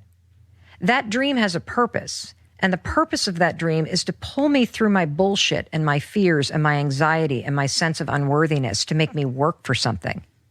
But those dreams are not necessarily to be fulfilled. They are a vehicle that gets you moving. There is something so much better in store for you than that dream. There's something bigger. Because what happened to me is by not making that dream, I've learned an entirely new business model. I mean, I have a huge partnership with Audible now. Right. You've done a ton of stuff with Audible. You're one of their leading partners in the whole sort of listening space altogether. Yep. I never would have known that. Had I achieved my dream of being a New York Times bestselling author, if I had had a successful traditional book launch, I never would be where I am right now. Yeah, there's no way. No way. It would have satisfied your ego temporarily. Correct. For the 2 weeks or whatever that it was on the list. And then after that, first of all, you wouldn't have sold that many audiobooks because the book would have been available. Yep. And you definitely would not have made the cake. That would have all gone to the publisher. Yeah. Which is insane because I'm sure you just printed money off of the audiobook. Yeah. So self-publishing looking pretty good now. Oh, extraordinarily. Yeah. Great. Unbelievable. But so here's the other thing that taught me. It's what gave me that sort of high five attitude, this mantra. And the mantra, because as I was schlepping through airports and the book is out of stock and Tony Robbins' face is everywhere, and I'm thinking I'm the world's biggest failure, I kept saying this to myself on repeat. There is no way, Mel, if you've worked this hard, that you will not be rewarded. You have to believe that this moment is preparing you for something amazing that hasn't happened yet. Mm-hmm. Keep going. You have to believe that this moment is preparing you for something amazing that hasn't happened yet. Keep going. And so I repeated that over and over and over and over and over again as I wanted to throw in the towel, as I would start to bash myself, as I would start to feel sorry for myself and be like, nope, there's just no way I'm going to believe that something amazing isn't going to happen. I've worked too hard. Something amazing that hasn't happened is coming. And when you get yourself into that mindset, it creates a sense of resilience and momentum and resolve that you need in order to keep going when the shit hits the fan or when you feel disappointed or when life is beating you down. And that was the other gift of that moment, is developing a little tool to flip my mindset when I wanted to start to feel sorry for myself. Mm-hmm. Throw the timeline out. Divorce yourself from expectations. Double down on that belief and maintain your adherence to just moving forward and action. Yeah. So much easier to say than to do. That's why I focus on tools, because we all know what to do. It's the how. Yeah. I think when we start to talk about the quote unquote, like self-help or self-improvement space, you start to hear words like, motivation and inspiration and how do I find my purpose? And we need to be living with passion. And I just think for the most part, it does more harm than good in the sense that it confuses people. And I think it makes people feel bad about where they are in the moment because it often lacks any kind of practicality. Like it's sort of a measuring tool, like, oh, I don't have passion or I don't know what my purpose is. Like I must not have self-worth. All these other people seem all fired up and excited. And here I am, little me over here. And I'm like, you become a shrinking flower. And so I think the vernacular around it, like I'm saying this because I want you to help me make sense of it for the person who's listening or watching, who is in that place, who's struggling with the idea of how to move forward and how to make sense of the idea of self-empowerment and self-improvement. Yeah. So that brings us to the high five habit, which is going to sound so stupid. More stupid. This is my brand, I've come to realize. I know, yeah. If it sounds stupid and it's backed by science, it's something Mel Robbins wants to talk about. So the high five habit is for all of us, but particularly if you're somebody that feels stuck or you're easily tripped up or brought down by jealousy or guilt or procrastination or beating yourself up or comparison. And, honestly, if you're breathing, that's you. Who isn't? Yeah. This is an idea that once I unpack it for you, you're going to literally go, holy shit. In a good way? Yes. All right, lay it on me. So we all know that we need to love ourselves, right? How do you do that? I don't know. What is the action that you take? Yeah. We all know we're supposed to accept ourselves. We all know we're supposed to have self-esteem and self-worth and self-validation and self-confidence. How do you build it? And, the other thing is that we also are looking outside ourselves for confirmation, validation, affirmation of those things.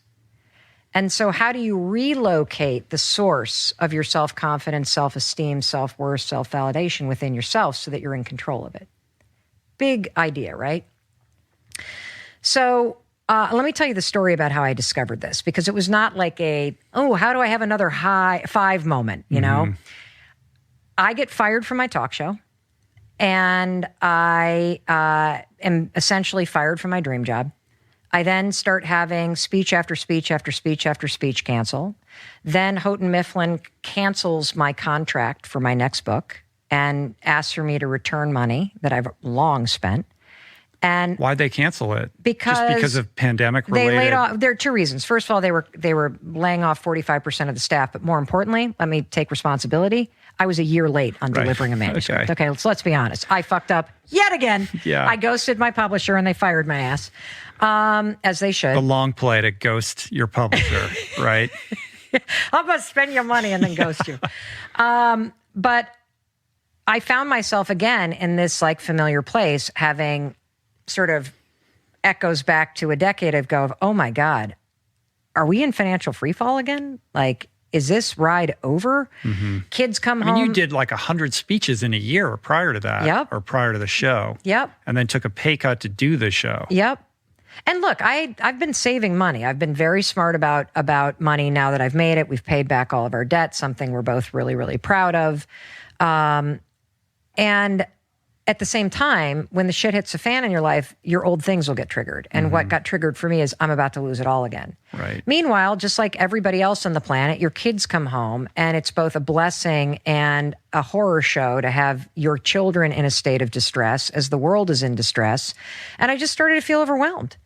And there was this one morning where I walked into the bathroom, and I was standing in my underwear, brushing my teeth in front of the mirror. And I looked up at the mirror, and my first thought was, ugh. I noticed that my jowls were starting to look like saddlebags on a pack horse at the Grand Canyon. And I had like these crazy lines by my eyes, and my neck was really like kind of saggy, and one boob was hanging lower than the other, and my gray hair was coming in. And as soon as I started kind of critiquing my thoughts or my looks and appearance, then my mind, Rich, started going, fuck, I didn't get that email back to that person, and I got that presentation I need to do, and my God, did that speech just cancel again? What the fuck am I going to do? And then I look down, and the dog needs to be walked, and then I think, I got a Zoom call in 9 minutes. Like, I got to get my shit together. And before I knew it, my whole mood was low. I felt overwhelmed. I had taken myself down mentally. I just wanted somebody to walk in and be like, Mel, it's going to be okay. Like, you got this, girl. Like, it's lift your head up. You can handle this. I don't know what came over me, Rich. This is pathetic. But standing there in my underwear in front of my bathroom sink, I raised my hand and high-fived my reflection. And I cracked a smile because it's so fucking corny. I even thought of that guy, Stuart Smiley, from the SNL skits. Remember that? I'm nice, I'm kind, people like me. Went on with my day. That was it. Snapped a photo, though. No, not that one. Oh, not that one. Not the first time. And then I kept doing it. I did it probably for a week or two. And here's the weird thing about it. I started when I woke up after doing this high five your own reflection in the mirror thing. I actually started to feel like I was looking forward to it. And here's why. You know, I've spent a lifetime, just like you, standing in front of the mirror. And what I realize now is that when I'm standing in front of a mirror, I'm either critiquing or picking myself apart, or I'm ignoring myself. And when you start to high five your own reflection, it starts to build a partnership within you, with yourself. When you walk into the bathroom and you see your reflection and you've been greeting it, it's like seeing another person. It's the strangest thing. You start to realize how often you fucking ignore or destroy yourself when you see yourself or beat yourself up. And here's what's also crazy. You have a lifetime, and this is where the science gets wacky, and I'm going to hit you with so much science because this stuff is so cool. You have a lifetime positive association. with high-fiving other people. Sure. As a runner, as a racer, you have gotten so many high fives, Rich. What does a high five say to you when somebody gives you one? You feel seen, you feel appreciated, you feel energized by it, and it's an exchange of energy. It's not the same, and you talk about this in the book, it's not the same as like self-talk because there's a participation involved in it. There's like a communion aspect to it. Yeah. And, if you think about it, you're so good at celebrating, seeing, and cheering for other people in your life.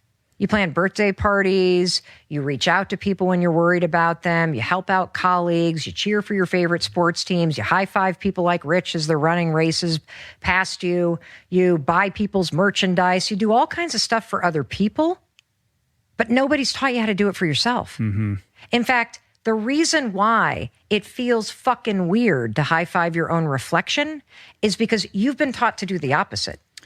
Why is the default to just beat ourselves down like that? I mean, it is crazy.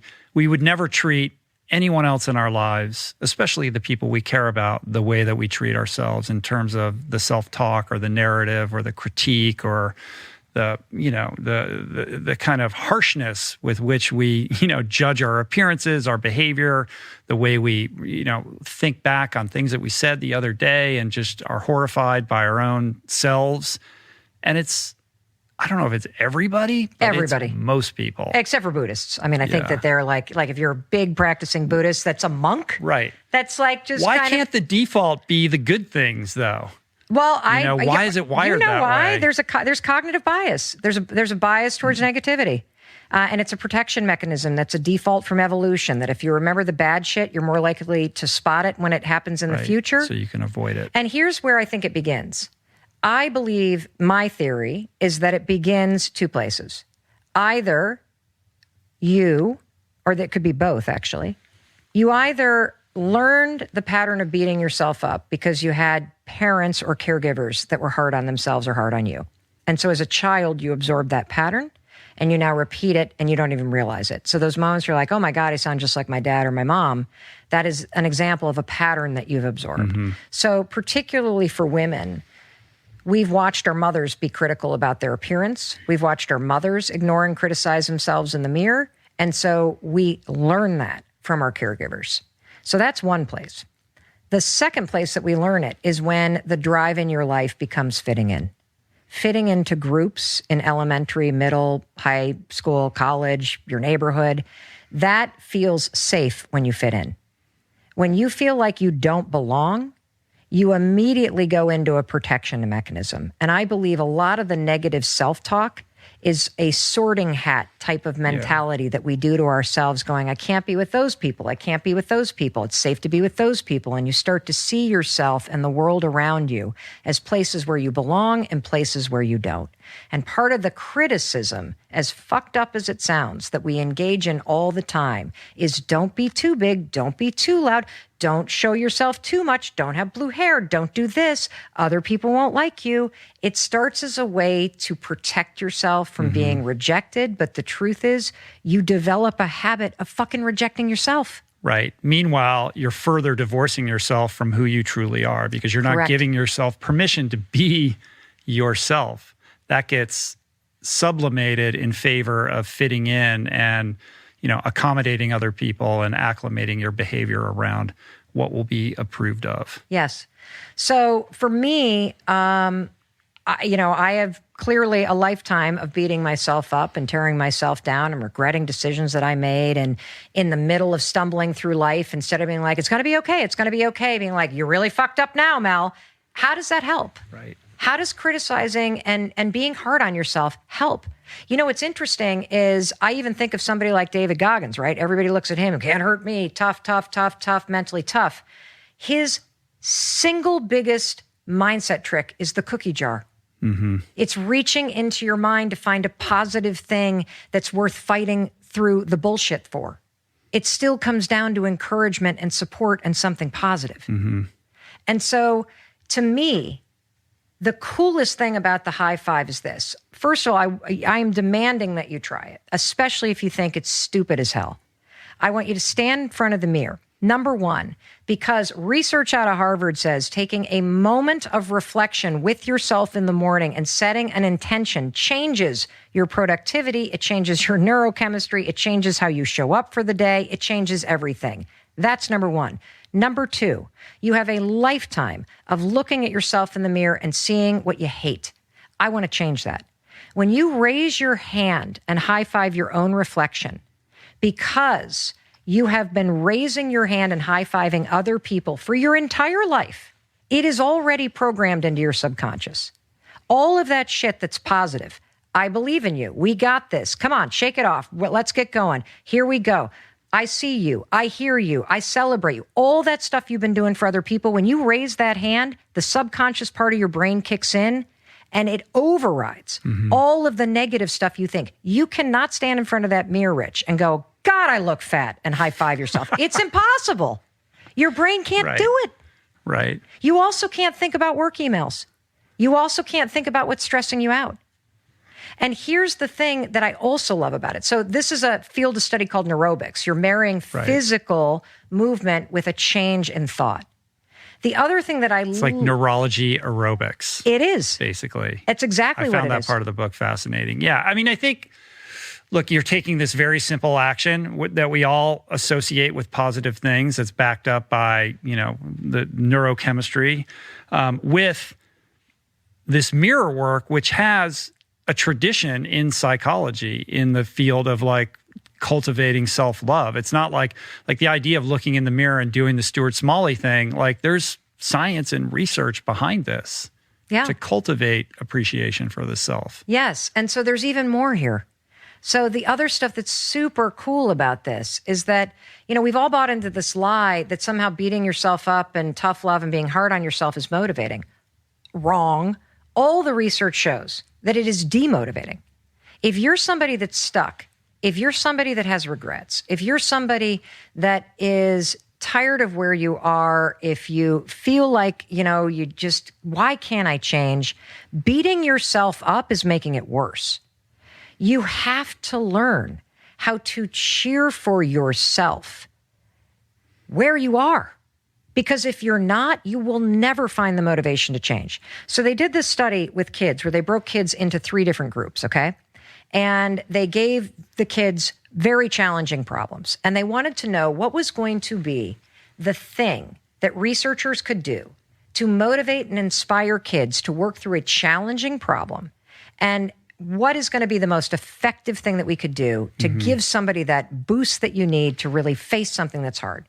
So group number 1 got the old fixed mindset praise, where it's like, hey, you're super smart, Rich. Hey, Rich, you're really good looking in those glasses, and I bet they help you make you focus on this problem. Keep going, buddy. The second group got the fixed mindset praise, which is, hey, Rich, you're really, really working hard. Rich, that perseverance is amazing. Keep going.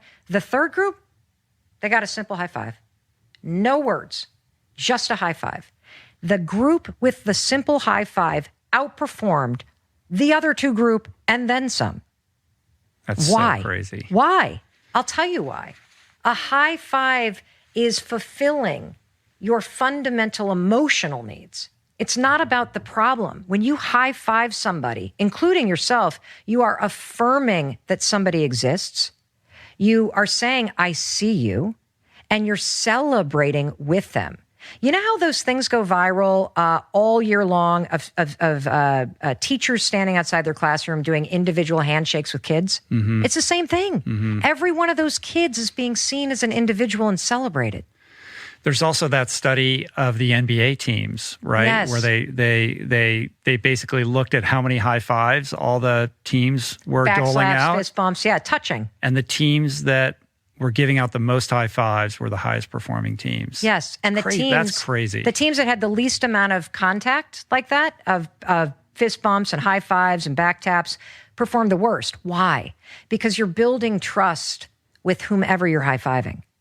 You see, when you stand in front of the mirror and instead of going, God, my jowls look like saddlebags and I'm fucked today because my to-do list is so long and, and I shouldn't have had that, that sets your mind and your day on a certain course. Yeah. When you walk into the bathroom and you habit stack this simple high five along with brushing your teeth, you are starting your day by fulfilling your most important needs. You see yourself, you affirm yourself, you celebrate yourself. And for those of you that feel stuck, part of your problem is you are withholding that shit from yourself until you get to the number of the scale, until you get that job, until you do the thing you're supposed to do. And what you are doing is backwards. You need support, celebration, and acknowledgement now in order to hit that number on the scale. You see, most of us believe we're not worthy of celebration until we achieve something.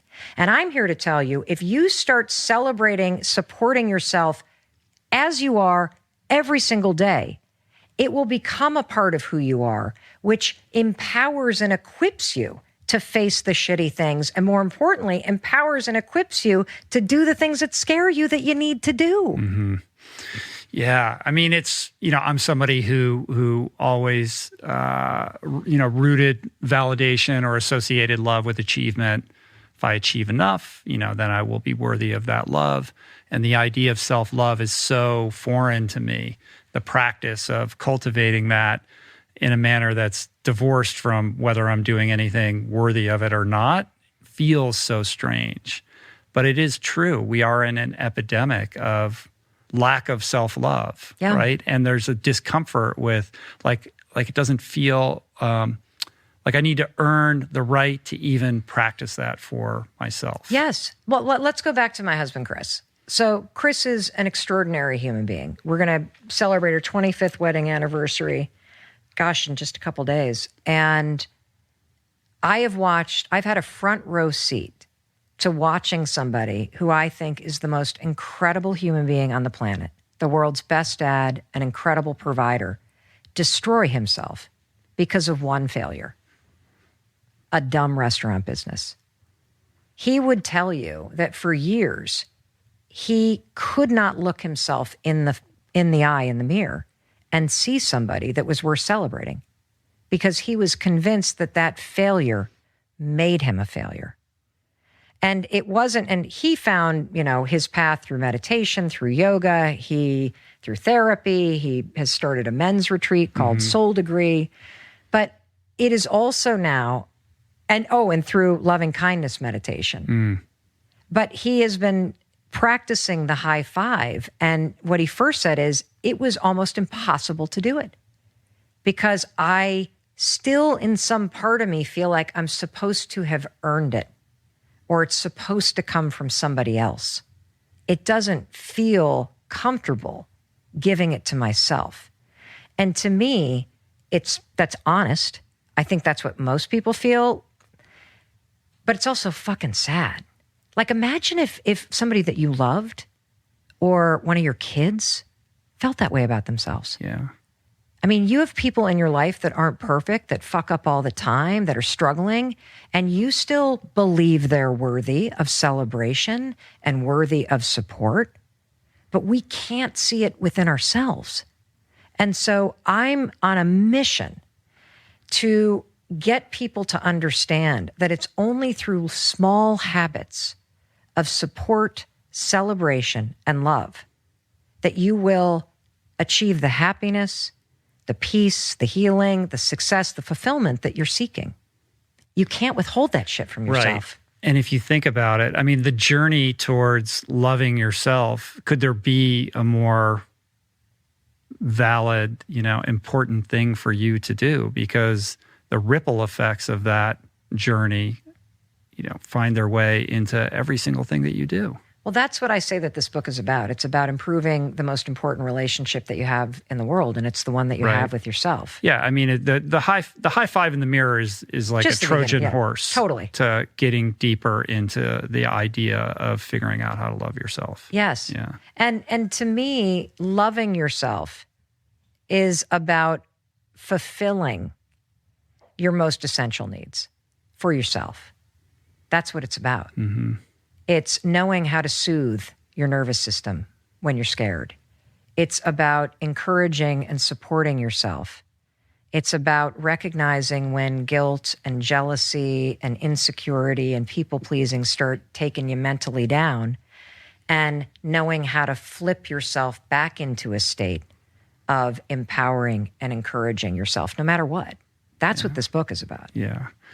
I know you're all about the simple, practical tools, but I have to tell you that my favorite part of the book Yeah. Oh, God. is, you take kind of a left turn in the later chapters of this book. Yeah. And you go down this metaphysical rabbit hole, which I found to be like, I love that stuff. So I do too. The story of the painting at the mill, the Vermont painting, and the journey there, like, I just thought that was You want me to tell you the story? Really You want me to tell the story? beautiful. Yeah. And I'm also interested in, like, it feels like I know why you put it in the book, but it also feels like tonally a little bit different from everything else in the book.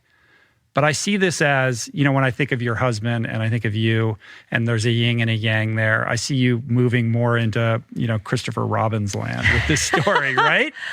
Well, A little bit. yeah. And I guess here's why. There's levels to fulfillment and to discovering what's meant for you. And the first level is clearing away the surface level bullshit that is dragging you down. The bias towards thinking, the negative thoughts, the habits of comparison and jealousy and people pleasing and all that stuff. And then there's another layer. And the second layer is something that the folks that follow me, because what happened is I after about a week or so, I just put up a photo of myself, a really kind of not so attractive one, online on my story. And immediately people from all walks of life and ages and stuff once started. again, you're creating a movement. Yeah. And I'm like, okay, there's something here. And so then I dug in and did a research project for almost a year trying to figure out why something so simple is universally working. And one of the things that people started to report back made me super sad. And it's what my husband was struggling with after the restaurant failed. And that is that there's this deep sense for so many people that they are unworthy of love. Like at your core, for simply existing, that you're not worthy of love unless you're doing something that's worthy of love. And there were so many people that wrote to us as we were kind of researching this saying, I'm sitting here trying to raise my hand and I'm just crying because I'm realizing how often in my life I have not cheered for myself. I have not truly supported myself. I have not even wanted to look in the mirror. I'm so disgusted by myself.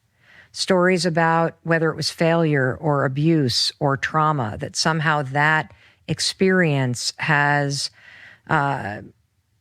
just scarred me in a way that makes me unworthy of being lovable. And so, when people, a woman writing about how she's had dysmorphia for 20 years and couldn't look at herself in the mirror. And her writing and saying after just doing this for 5 days, she can look at herself in the mirror and actually smile. And just story after story after story of real people like you and me who are so disconnected from themselves and from their worth that just standing for a moment with themselves in the mirror and doing something that's affirming is bringing up so much stuff. And, we have a daughter that really is struggling right now with her health and her weight. She's really unhappy. And we've all had the experience of having somebody that we love who's deeply in pain. And you can do everything in the world. You can say positive things, you can offer up support, but the truth is, the only person that can help you is you. And to know that there are so many people that stare at themselves in the mirror and are disgusted or judgmental, and that this small shift changes something profound, I mean, it's just extraordinary. Yeah. And that's where it begins. And so I kind of lost my train of thought. No, I mean, just the idea that there are so many people who can't even look in the mirror and say something nice to themselves. And I think that's a lot of people. A lot of people. Everything changes when you start doing it.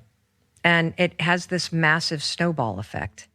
Because when you feel seen and you feel slightly empowered, you might just make a different choice at lunch. You might show up differently at work. You might express your boundary this afternoon. You might go out for that run because you feel a little bit more empowered and emboldened. And so, we talked earlier about this sort of crack that can happen and a little light comes in. And there is no doubt in my mind that this is hitting at a much deeper level for people.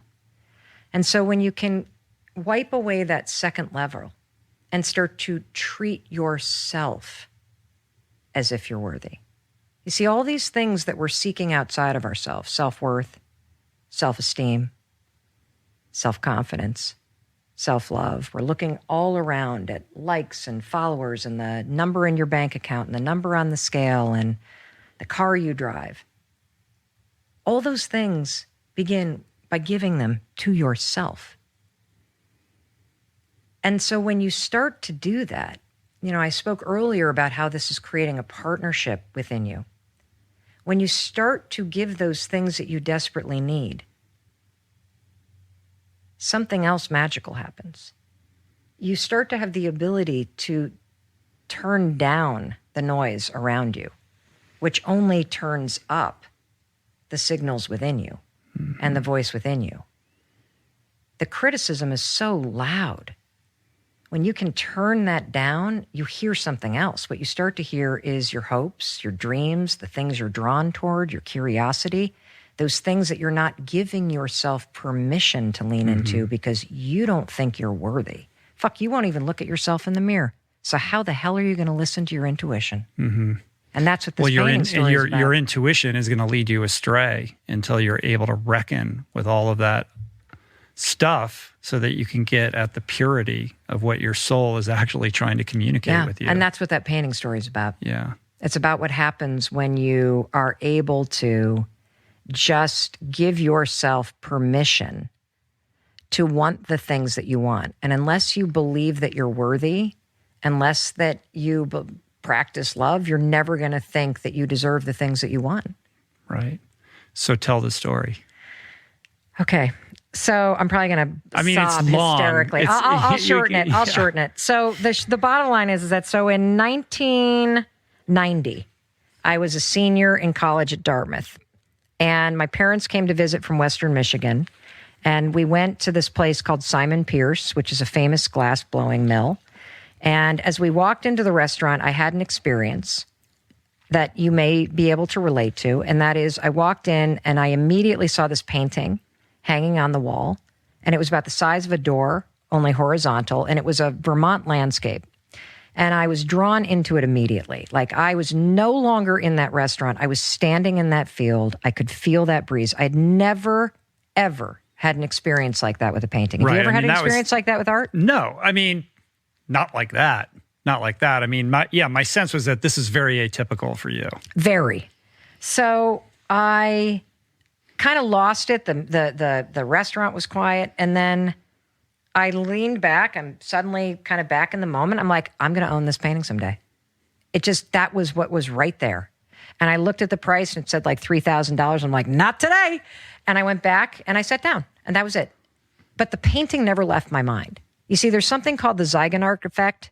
I always say it wrong, but it's like there's a checklist in your brain that when you have a moment where you're like, this is important, your brain puts it on a checklist. Yeah, there's like a notch. Yes, a notch happens. And now your brain, as part of the filter in the brain, is always going to be kind of scanning the subconscious to let anything into your mind related to that incident. It can be positive, by the way, like with the painting, or this is how trauma happens too. Like you have this high intensity emotional experience that notches something in your brain, and now your brain kicks in to remember. So bottom line is, I always thought about that painting. Years go by. Whenever somebody would say Vermont, I'd think of the painting. I don't know why. I can't explain it. Never wanted a painting before. Was not an art student. Was going to law school. It's not like you're out collecting art. No. Yes. Yeah. And so I, fast forward the story 10 years, and my Chris and I are engaged, and we're going to go up to Vermont to see the leaves. And immediately I'm like, we got to go to Simon Pierce. I got to show you the painting. So we pull up to the mill, and we walk in, and right in front there is, boom, a painting by the same artist, Gail Shepard. And I'm like, oh my God, it's here. And we race all around the place, and it's gone. And the funny thing was, and this is the way your brain works, Chris was more disappointed than I was. I literally turned to him and said, it's okay, dude. Like, it'd be weird if it were still here after 10 years. I'm going to track this thing down. I actually said to him, you know what's going to happen, Chris? I'm going to be able to buy this like 40 years from now. It's going to be hanging in the corporate lobby of some fucking building. And I'm going to have to track down the owner and pay like quadruple the money they pay. But I'm going to own this damn thing. You have a mission now, though. Mission, yes. So a couple years pass, and it's my birthday. I think I was turning 30. And Chris says, Chris gets a couple people to give money. And he said I could buy anything I wanted with it. So I had $500? Now, I'm pregnant at the time with our first kid. I should have bought a crib or stools, but for whatever reason, the Zygonarch effect takes over, and I'm like, the painting. So I call the mill, and I get this guy on the phone. I'm like, I want to buy a Gail Shepard piece. And I said, could you send me Polaroids? And he's like, sure. And I tell him the budget, and he goes, I'll send you Polaroids of some of her smaller things. And because she's like blowing up in the meantime, right? Yeah, she's a very, very successful Vermont landscape artist. And so I say to him, by the way, there's this one painting. And I describe the painting I had seen over 10 years ago. And he said, well, that was way before my time, but I bet Gail will know. And I'm like, Gail? You know Gail? He's like, of course I know Gail. She like lives in down the road. Here's her number. So for 2 days, I paced around the apartment with $500 in my pocket, driving Chris crazy. Because I felt like, what am I going to say to her? And I must be a weirdo. I've been stalking this lady. I've been thinking about her for 10 years. I can't afford a painting. Who am I to buy a painting? Like, what the hell? So finally, Chris is like, would you fucking call her? Or I'm going to call her. You're driving me crazy. So I call her, and I start talking a mile a minute, and she was amazing. And then I said, by the way, there was this one painting. And I go and I explain this painting. There's a stand of poplar trees down the center and a big mountainscape behind it, and this beautiful blue Vermont sky and geese flying in formation overhead. And I could hear her thinking on the other end of the line. And she said, Mel, I've done so many large-scale paintings over the years. I'd hate to mistake the one you're talking about. But I'll tell you what. What if my husband and I meet you and Chris at the mill at Simon Pierce? And we'll walk all around and have lunch, and I'll tell you the stories behind every painting. And if you don't see what you like there, I'll take you back to my studio, which is a couple miles down the river. And you can look at everything I'm working on. And if you don't see anything you like there, then you can go through all my slides and see if you can find that painting that you saw 10 years ago. And I said, deal. So a month passes. We go up to the mill. I walk in. We meet each other. She's amazing. She's like twice our age, just an incredibly cool lady. She's walking around. As we're walking around looking at these paintings, Rich, I'm like 8 months pregnant. I'm realizing these are 10 times the amount of money that I have. I can't afford this. Like, I don't have this kind of money. And I'm getting like more and more into that imposter syndrome. What am I doing mode? Oh my God, I'm so embarrassed. I'm meeting somebody I idolize. I don't deserve to be here. Right. Wasting her time because she thinks she's going to get a payday out of this. Correct. We sit down, and she goes, now that you're sitting down, I have something to tell you. She said, there's only been 2 times in my career as an artist that I've done 2 studies of the same piece. And your painting is one of them. It's one of a pair. She knew all along. She knew all along. She was playing games with you about not knowing which painting. Yeah. And she said, the sister piece to the one that you saw all those years ago is sitting in my studio right now, where it's been for the past 11 years. I start sobbing. Everybody's like totally emotional. Her husband's like, you should have seen her when she was on the phone with you. It was like she saw a ghost. So we get in the car and we drive to the mill. And when we walk in, there in the center of this massive kind of barn studio space is an easel with a painting taped up with painter's tape on it.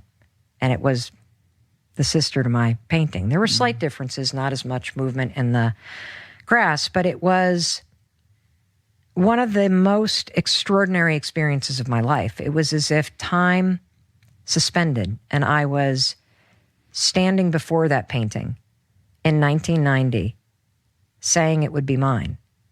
And there I was 11 years later, standing in front of it. And then I realized, oh my God, I can't fucking afford this. And Chris walks over and he's like, what's wrong? And I'm like, just promise me someday, like promise me that I don't need a jewelry, I don't need a car, like just promise me you will buy me this thing. And he kind of leans over and goes, hey, Gail, how much for the big one? And she said, Mel can have it for $500 because clearly when I was making it 11 years ago, I was making it for her. Yeah. And so it hangs in my kitchen. It's on the back of the book. This is the galley, though, right? Yeah. So wait, is it in the? Is it in I think so. Yeah. Yeah. And it's a reminder every day that your mind is designed to help you get what you want. I never stopped believing that I could make it happen. And when you tell your mind what's important to you, there is extraordinary science that proves that your mind has a live and ever-changing filter, a live network that changes how it views the world, what it lets in, what it blocks out. And if you program your mind correctly, and if you're clear about what you want to create, your mind will help you get what you want. It's such a beautiful story, but I also think it's more than that because there's this quantum metaphysical piece to it because it's not just you with that notch and the Zeigarnik effect. It's also Gail. Yeah. And the intention that she put into that painting and whatever was going on with her, deep down, this knowingness that it was meant for you. And it took however long it took for those I-beams to swing and sync up so that that union could take place. Correct. But what I make of this, and I'm interested in hearing a little bit more, hearing what you think, but like there's just more going on. Yes, always. Than we're able to perceive. And I find great comfort in that, especially when I'm stuck or when I'm in a place where I can't see the way forward. It helps remind me that this difficult situation is happening for me and not to me. And, you know, I've mentioned this a couple times. This is another example of that. This is another form of high-fiving your mindset. And that is saying to yourself, there's something amazing that's coming. Like as long as you stay in this mindset, I'll just keep my head down. I'll keep focused on what I want. I'll keep chipping away at it because something amazing is going to happen. This is preparing me for something. All those years, I never gave up believing that it was possible. If you divorce the timeline from something, you can always make a case that it's possible. And when you stay in that frame of mind, it changes how you show up. And it also changes the filter in your brain. It's why every time somebody said Vermont, or why whenever I picked up a heavy glass that was hand blown, my mind immediately brought the painting from the back of my mind to the front of my mind.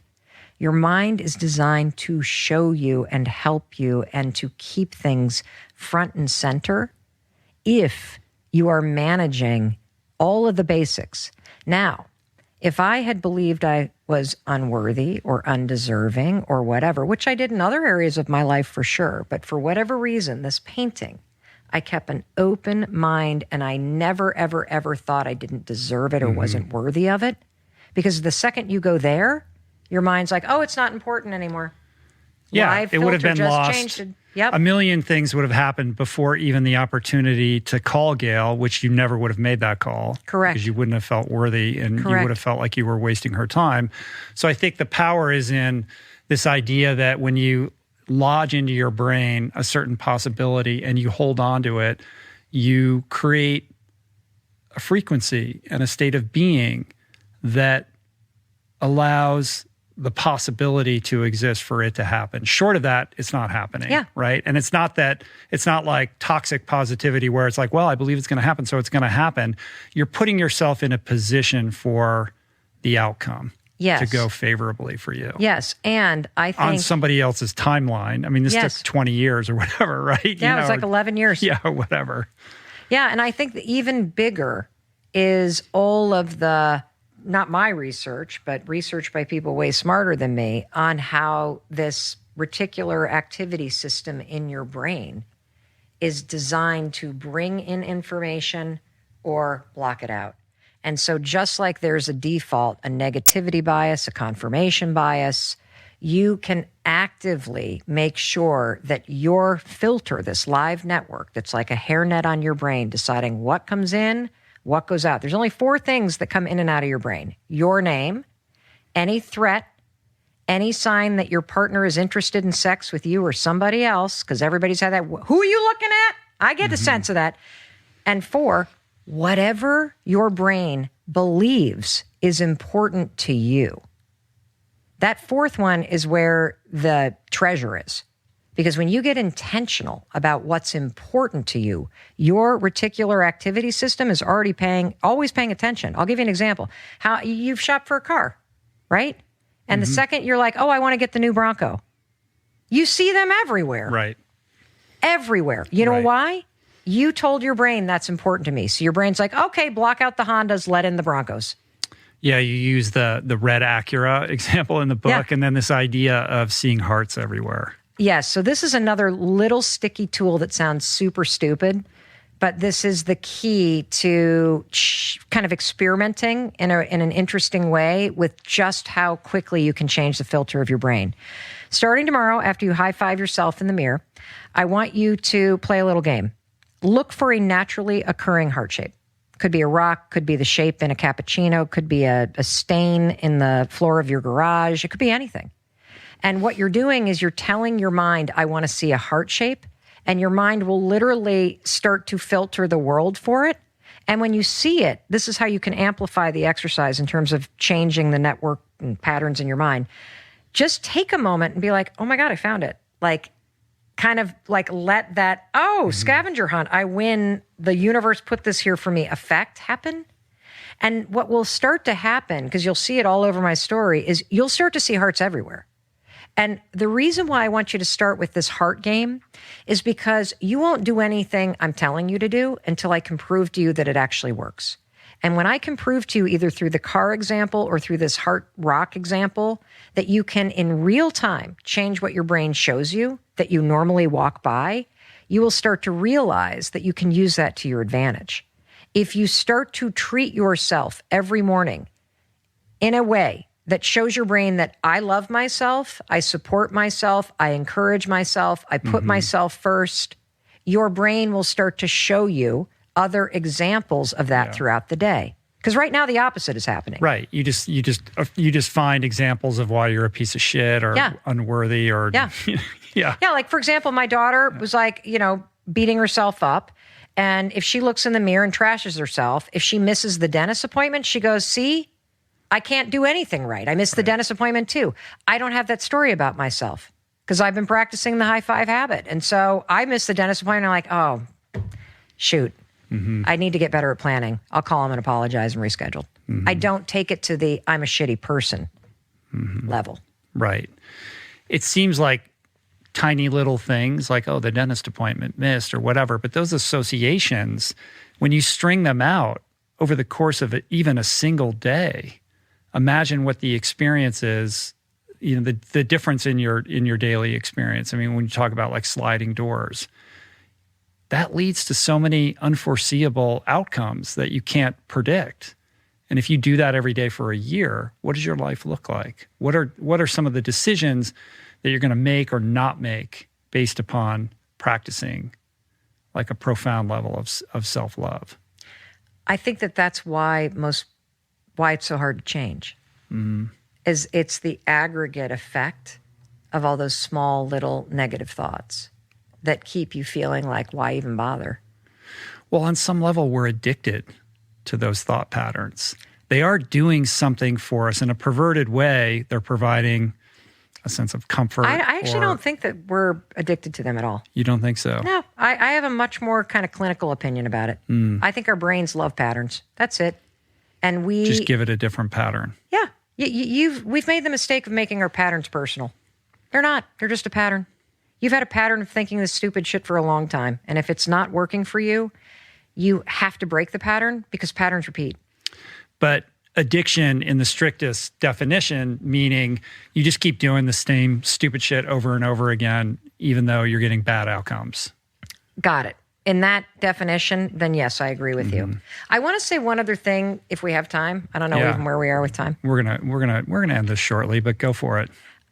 This was a really profound piece of research that we stumbled into from Dr. Judy Willis, leading neuroscientist and big researcher that we talked to in this book.